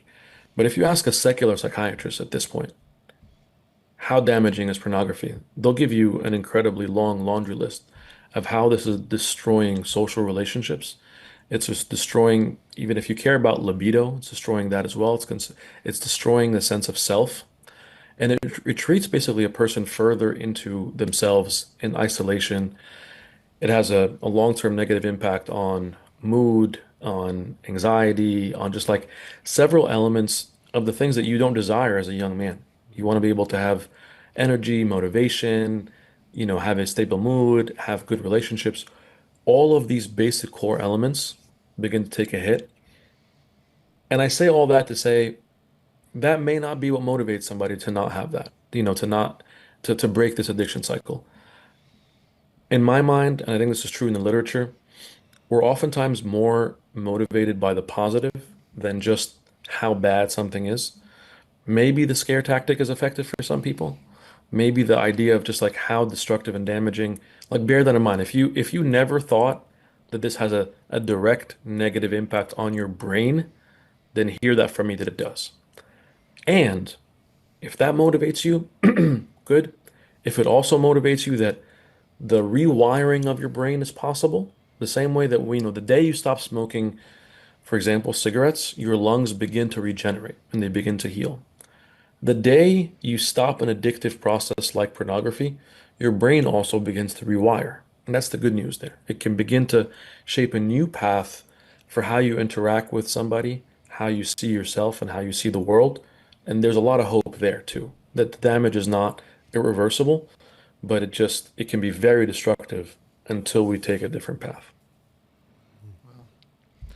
You reminded me when you were speaking of a quote that I read not long ago. I can't remember who it was by, but it hits home now when you say these things. The quote went something like, "It's okay, don't worry, we all go through it. Same life, different levels. Same hell, different devils." So it just goes Sounds to like show. a song. No, it wasn't. It sounds like a rap If it was song. a song, I would have told you. That's it- Jay-Z, bro. Jay-Z. It just comes back to show that everyone's going through something different and at different levels of that stage, and we can't sort of attack anyone or try and think that we can help someone because we've maybe gone through that one stage. It's all very specific to certain situations, and I think one thing I'm taking away a lot from you is just the idea of always being a support system, but supporting to them at their level, whatever it may be. Do you know what I mean? I can't teach someone who's just learning how to drive at 150 k's on the road if I've been doing that. You have to sort of support them, tell them not to speed, don't do this. Everything's at certain levels and moderation. So with that being said, I know this whole episode has been you giving our listeners and us advice, but we're going to move on to another segment now where we're just going to ask you a few certain questions and then just give our listeners some practical takeaways from these things. So first question is, what advice would you give to parents, doctor, that are worried about their teenager right now with any sort of addiction that they feel that they might be going through? Or mental health issues. Or mental health issue. I would say the number one thing, and I'll try to do this rapid fire, short answer here is, if you're worried, listen and ask questions. If you're worried, don't assume. If you're worried, don't shame and don't accuse. These are like the top parent mistakes. We shame, we accuse, we assume. The thing that you're not going to go that wrong with is be curious, ask questions, be loving, be empathetic, be present. And that's not like a one-day thing, but the more you can do that, the more you can get a sense. And then when you do that, get the team going. You're the GM, you're the manager of the team there, or whatever we call them in different sports. That's the second part of your role. But in order for you to know who the team is, you got to be able to ask the right questions to form the team. That's great advice. I love that. So what advice would you give to spouses dealing with partners that are addicted? Similar, I would say there. The difference is, because you're not looking sort of down on the person, which can be difficult too. It's hard not to pull away or to judge or to be, disappointed, wag sort of a pointing finger and saying like, I didn't think you'd be going through this. Like, that's not what I expected from you. So the first part really then is like reaffirming we are one. I'm in this with you unconditionally. I'm there for you throughout the process. And I love you too much to watch idly on the corner and just see things become more destructive. So the first part is there. You know my love, you know my dedication, my commitment, my presence to you. And because of that, I have a vested interest in making sure that we get to the place where we need to go, when you're struggling with this. So be able to open up to me, know you have a safe space. There's no judgment here. There's only love. And that love is going to be motivated by action. It's going to say, well, now we got to be able to go here. Now we need to be able to get treatment. Now we need to be able to, make these difficult choices together. Well, what should a friend do if they suspect that their friend is either engaging in drug use, engaging in addiction such as gambling? How should a friend be able to go about that situation? As a friend, one of the most effective ways to get somebody, and you did this really well, actually, Simon. One of the ways that you can get someone to open up to you is you open up to them and you put yourself not only on their level, but even better, like a little bit lower, right? You think again of the example of what Jesus did. Like, why would he ask her to get him a drink, the Samaritan woman? Why would he say, like, you are, you know what I mean? You're the person who can. A friend has to really be able to do that, and part of that is, listen, like, I go through a lot of stuff, and sometimes I say this to my friends sometimes. Sometimes it helped me, like, I have a therapist, and my therapist is pretty cool and really helped me. I struggle with a lot, I have a lot on my plate. Have you ever had a lot on your plate? See how, like, that's a different question than saying, like, you should really go to therapy, like you're messed up. Or like, I see that you lost all your money in this thing, like what's wrong with you, right? Being able to place myself in the position of equality and of not expecting an answer to be solved right away. So say, like, I notice a behavior and I can have a conversation and I can say, I'm here for you on it. And here's is hard sometimes for friends. The same way that God can look at me and, like, I should repent today. I should have repented 10 years ago of the sin I repented of today. But God is, like, patient with me. The friend, you got to be patient too. It may not happen. You may not see repentance or change today. Your job is to stick it out a little bit. I love that. That's great advice, to put yourself down so you don't come from a place of judgment. Because I think a lot of the issues come when you look down or in a place of judgment. The friend, the spouse, the son will just shut down, and they won't really open up and feel safe. So you have to create a safe environment, and the best way is to go down to their level. So we'll move on to this next segment, which we like to call the salty segment, which is where we ask rapid fire questions similar to what we just did, but just short, sharp questions so we get a whole bunch of information out. I'll let Simon start. And an analogy could be quick said here and there, because I love your analogies as well. So perfect. We'll start with the first question. What's the biggest mental health crisis right now? Biggest crisis is shame leading to isolation. And because that shame leading to isolation is what prevents us from getting the right resources, getting the right team. And if we can get the right team, ultimately, I would sum it up by saying treatment actually works. People actually ask me, like, isn't being a psychiatrist so depressing? It's like, no, it's amazing. Why? Because treatment is effective.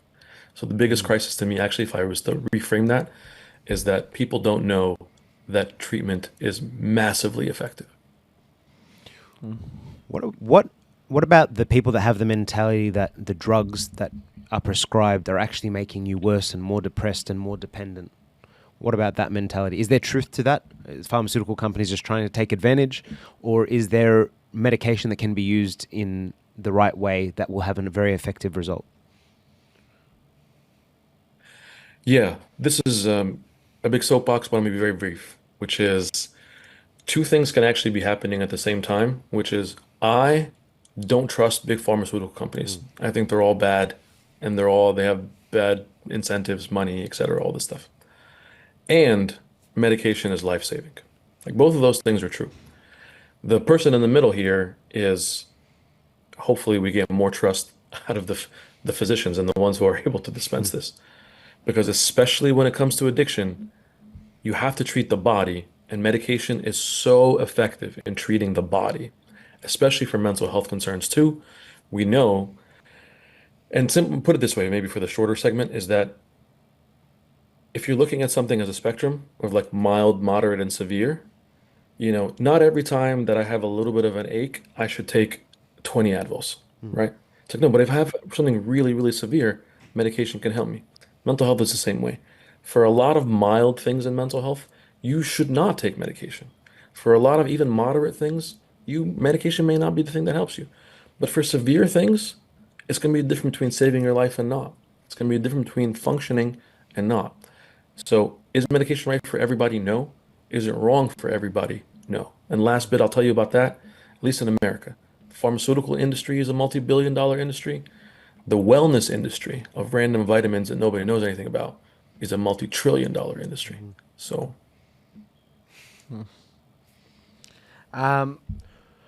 Sorry, a lot of questions, a lot of knowledge I'm consuming right now. What is the most common addiction that you see?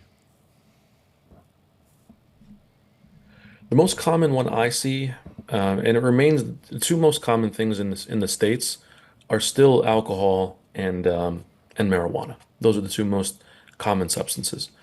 And the fastest growing behavioral addiction right now is sports gambling, especially among young men. There was a book that just came out. I was on a panel called Everybody Loses, because there's like an epidemic right now of sports gambling. So those are the three I would say that I've been seeing the most common of, and sometimes all together. And all three of them are the only three that are like legal. So I guess that plays a factor. They're very easily accessible. What's the biggest mistake Exactly. that families make? When it comes to dealing with addiction, Addiction, mental health, anything. I think the biggest mistake is trying to toughen it all out on your own. And that comes from feeling like mental health and addiction are failures.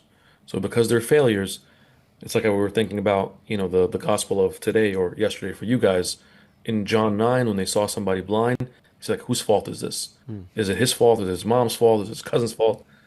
So the biggest mistake that people make is blame instead of treatment. Blame doesn't help anybody. We just love blaming because we're Egyptian and we like to point the finger at everything. But when we move from that and say like, can we do something different? Then we're able to get things to be better. Another one. What behavioral trait most often enables an addiction?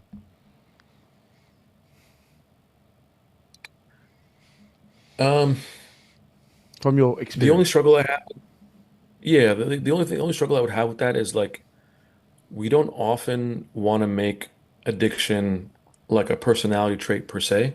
As we said, there is definitely a sense of being tied to, there's a genetic component, there's a social component, there's, trauma can make you more likely. So I just hesitate to make it like a personality component. But the part that I would say can make it harder to not recover or to like find yourself sort of in an addictive place, I would say is dealing with unresolved trauma and experience and stress and difficulty of the past. Sort of the self-medicating theory is one commonplace. If you have wounds that are undealt with, you'll find a different way to heal those wounds that are not effective. What's one warning sign that families ignore for too long? Isolation. I think as people become less connected, they're not around as much, they're not present, they're not speaking, they're not like themselves. Sometimes we chalk that up to like a phase or they're being rude, especially with men, by the way. This is a common thing. We think that guy's just a jerk. That guy just becomes, I don't want to hang out with him. I don't play ball with that guy anymore. He's just being mean.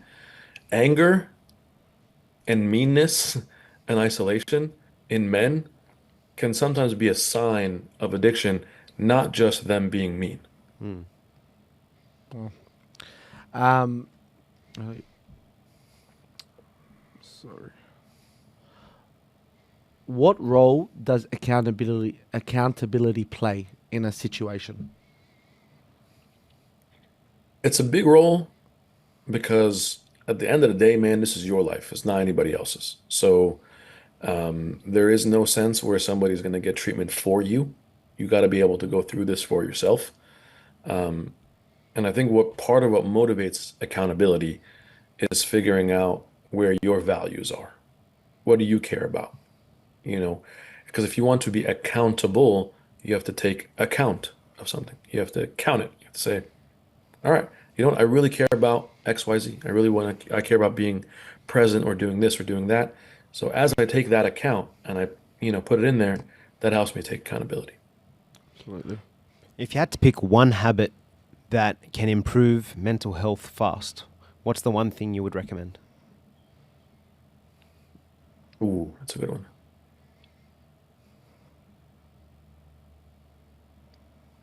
I would say one overarching one that would incorporate, like we talked a little bit about, what you're eating and, activity. So we talk about these like three M's, like the movement and whatever. But I would put it this way, actually. I'd sum it up like this.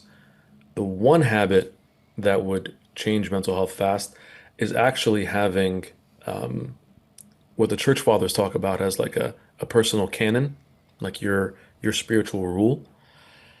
Because if you have a rule, then you're able to say, well, part of my rule is exercise. part of my rule is I eat the broccoli, not the cheeseburger. Part of my rule is to be able to do, it's what St. Paul says, I discipline my body and bring it under subjection. That actually has a huge mental health component, because then I know if I can't keep my rule, then I need help keeping my rule. And that could be an indicator I may need more support. I need therapy, psychiatry, whatever the case may be. So I would say it's bringing back my personal rule, my personal canon. Wow. And last question to close off the salty part of the segment. What is one message that you would give to someone who is suffering right now? There's hope out of this. This gets better. The one thing you have to do is just this, just to be able to say, I'm not going to do this alone. The suffering that I'm doing right now, most importantly, Christ is actually present in that suffering. You're never suffering alone. This is one of the most magnificent things about our faith that no other faith can possibly ever claim, is that Christ himself came into our suffering to be there. He felt it, he experienced it. And because of that, there's a way out of this. You don't have to stay where you are right now. And treatment, and that entails spiritual treatment, emotional treatment, physical treatment, is incredibly effective. Even if it failed in the past, you are a new creation in Christ Jesus, and he wants that for you in this very moment. And that's the biggest prayer that I have for you as well. Wow. Dr. Mina, honestly, it's been an absolute pleasure. I've learnt so much, and I think this has been a great episode, and I think it's going to help a lot of people. And definitely when you come to Australia next, we've got to have you in studio, because you've just dropped a lot of wisdom on us. No ifs, ands, or buts. Yeah. The moment he lands, we give him a couple hours to rest. Straight to the studio. Straight right here. You're on the chair. No, but I really appreciate that. What I'd love to do is, in closing, just would love to hear maybe a story of hope, maybe of a patient that you had, that, maybe you thought everything was going downhill. There was no sign of hope, and a return. There's so many actually of those, man. What's one that gets you still to this day? I'll tell you my favorite one. It's actually not a patient of mine, but it's there's somebody that I'm a big fan of, and I just spent a lot of time with him doing a podcast, and this is on his album, to do a plug for his album. His name's Andy Mineo. He's a Christian artist, and he tells this story of a friend named Ricky who was addicted for years, and the last time he actually used substances, he was using substances for a week straight. He was just sort of in a continuous, non-stop binge, which can happen a lot. And that person had never really thought about God in any kind of way. And it was for the first time that he met him in his deepest, darkest moment, where he was in this binge and looking to God and saying to him, I'll do whatever it takes now. Fine, I'm done, and I want to do whatever it takes. And the reason it really resonated with me, to be super honest with you, is because it even reminded me a bit of my own story.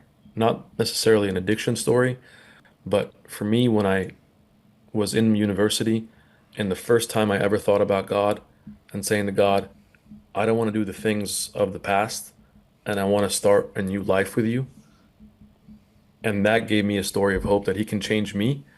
That gave me a sense of, whether I'm thinking about my friend Andy's friend on his album, or a patient who was speedballing cocaine and heroin and then went on to medical school. It's amazing to me that our God can create brand new. The same way he created creation out of nothing, he can create me, being somebody who was super lost in university, or create, my friend who went on to become a doctor, or Andy's friend who went on to have a successful recording artist career after binging heroin for 7 days. Hope is not just an idea that we have. Contrary to hope, in hope we believe, because Christ can do that, Miracles do happen. Indeed they do. Amazing. I'm so thankful for this sit down with you. I mean, I've learned so much, and I hope George becomes a better friend to me and support system as well. That's one thing I want as well. We can only hope. Don't count on it. Thank you so much, Doctor. I know it's very late where you are. Really appreciate your time, and Very God much willing, so. this episode will help a lot of people. So I really appreciate it. Thank you. It is my pleasure, fellas. Thank you so much for the invitation and for your like thoughtful approach. And I love just like the way you have these discussions, and I'm grateful for your podcast. You got, I'm your new #1 fan right now. So thank you for having me on. Are you subscribed? I definitely will be. But He's part of the 97%. We've found a new one. Let's go. No, thank you very much. Thank you again. It was our Appreciate you, pleasure. It was our pleasure. Thank you so much. Thanks. Thank you.